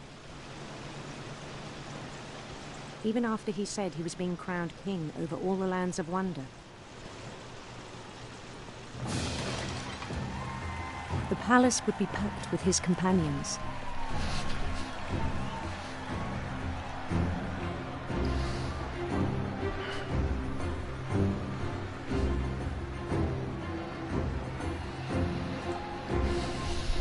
Including the wise Calico who'd insisted on advising him.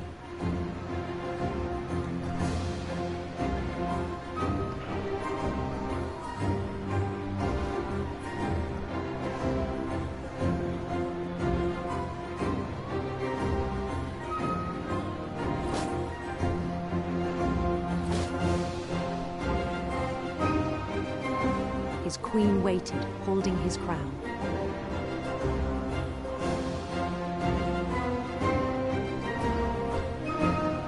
There was only one thing left to do.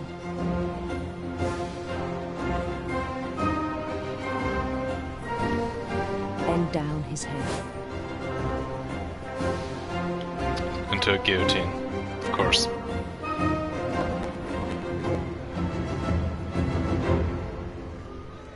And the rest I think you know. Mrs. Finch, your son was a kind man who will be missed by all of us who knew him.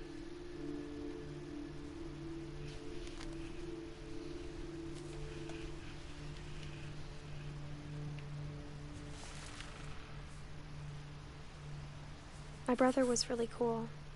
I wish you could have met him.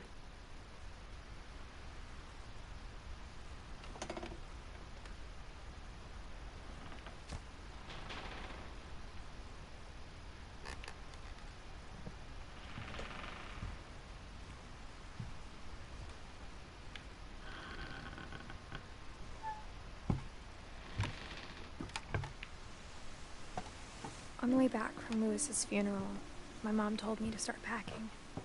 She waited until the day before we left to tell Edie.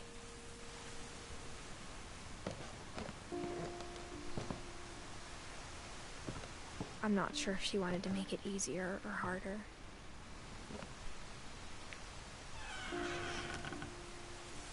I wish we'd stayed.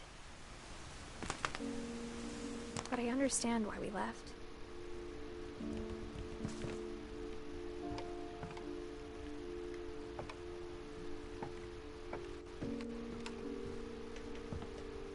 My mom ended up leaving everything behind.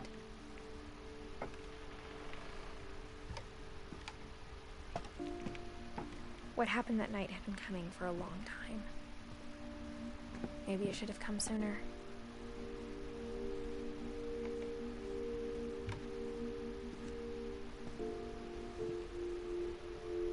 But it had to end one way or another.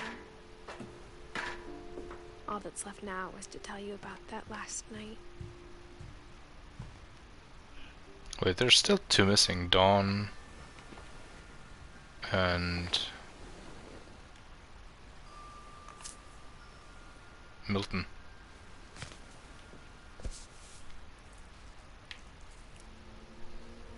That whole last day, Edie just watched us pack and didn't say a word.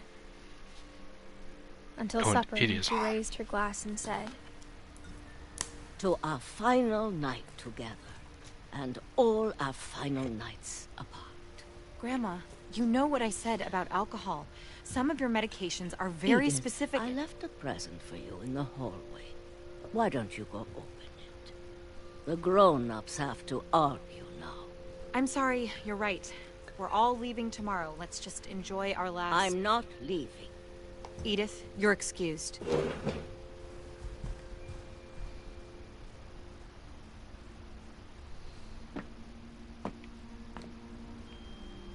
The power had been shut off that morning, but Edie always had plenty of candles. When my mom sealed the library, I don't think she knew about the other entrance, or that Edie had a key to it.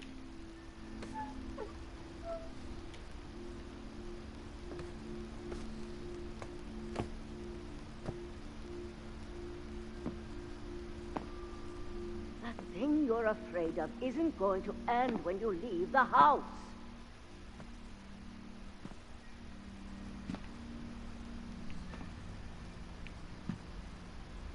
Edith has a right to know these stories. My children are dead because of your stories. I think it's best if Edith and I leave tonight. We'll have the nursing home send a van for you in the morning. Okay? History of the Finches. There's so many stories I wish I could tell you, but there's only time for one. This is about what happened on the night you were born. That night, the tide went way, way out.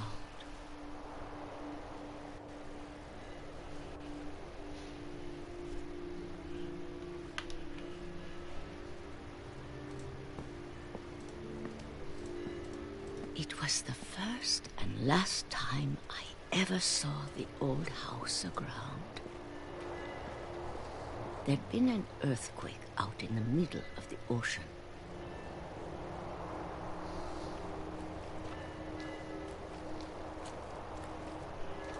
They called it the lowest tide in 1,000 years. God, it smelled awful. No, I've seen that house every day of my life.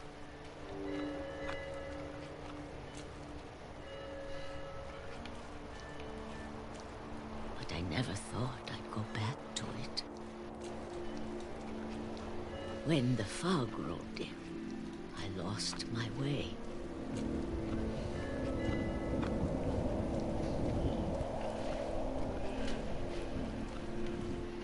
I got turned around.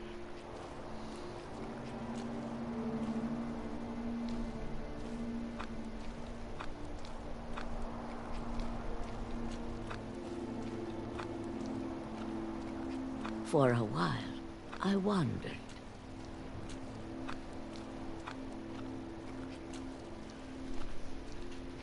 I started seeing things.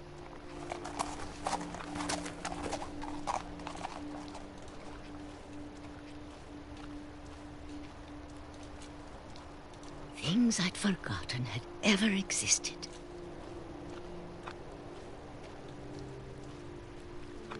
But when I saw them, they felt like old friends.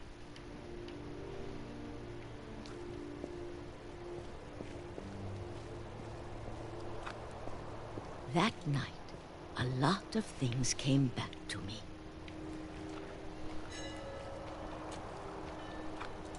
Or maybe I came back to them.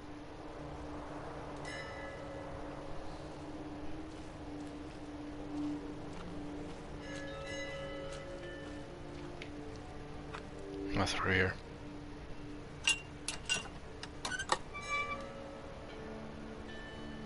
Things I can't explain, but that I need you to try and... Edith, what are you doing in here? It's mine. Edith! Mom, you're gonna rip it! Let go! I kicked and screamed, but Mom dragged me to the car.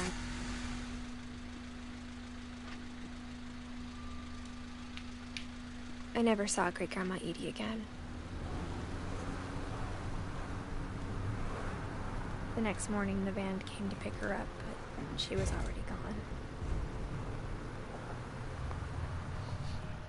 After that, we moved around a lot.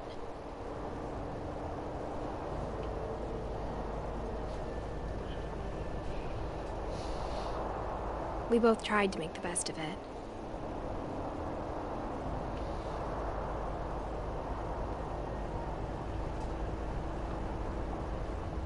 A few years went by.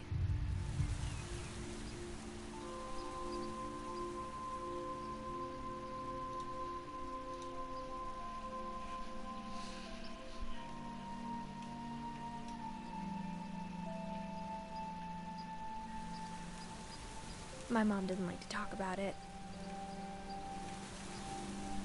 but she started getting sick a lot. The rest happened pretty quickly.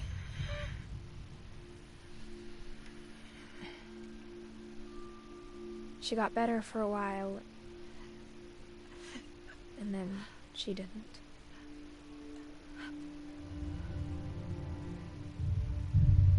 And then I was alone.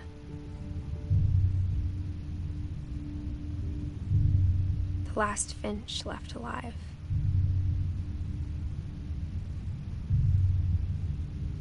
Until I found out about you. I'm still not sure what to tell you about all this.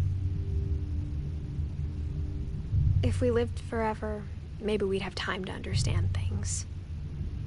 But as it is, I think the best we can do is try to open our eyes. And appreciate how strange and brief all of this is. This journal was supposed to be for you. But now I hope you'll never see it. I just want to meet you and tell you all these stories myself. But I guess if you're reading this now, things didn't work out that way.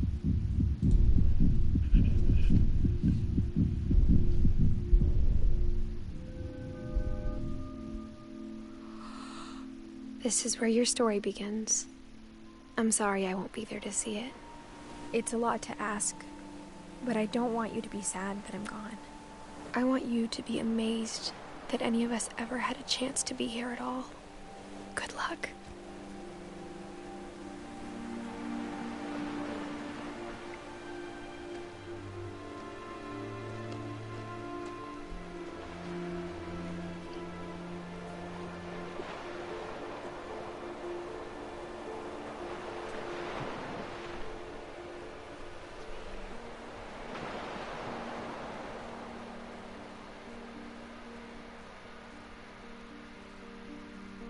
So that is what remains of Edith Finch.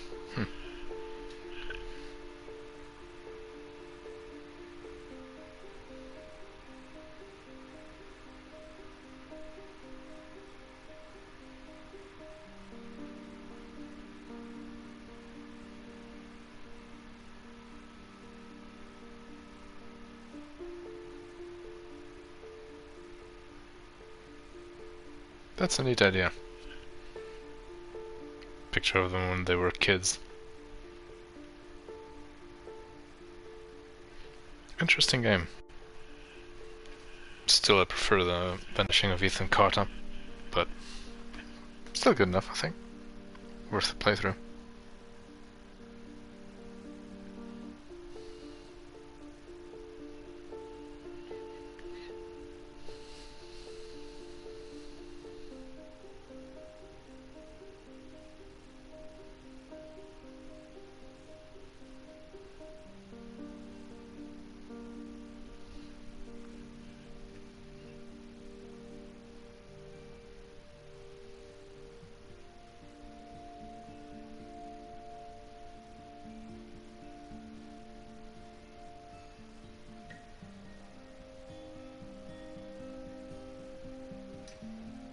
Gotta say though, this is one of the better credits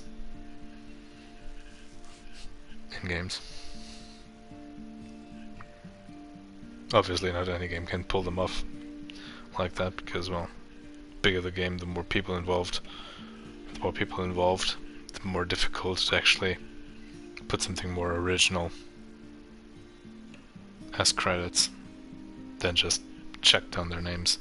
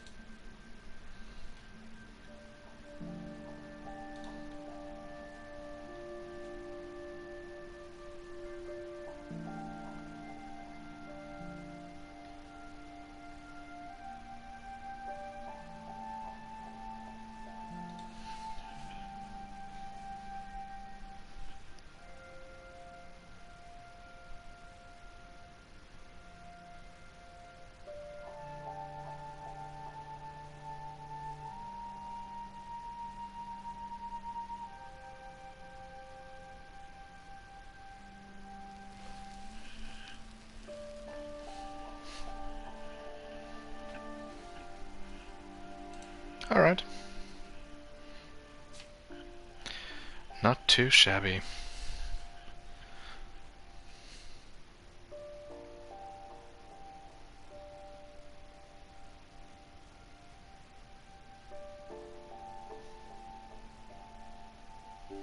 Well,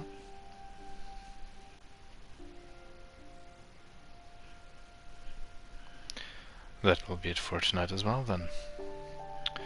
Tomorrow we'll be back with Fallout 76, I think. That is, if there is no maintenance again. If there is, something else in store, so that shouldn't be too bad. And Indie is going to be Sunday time. Well, on Sunday. It's going to be Indie time.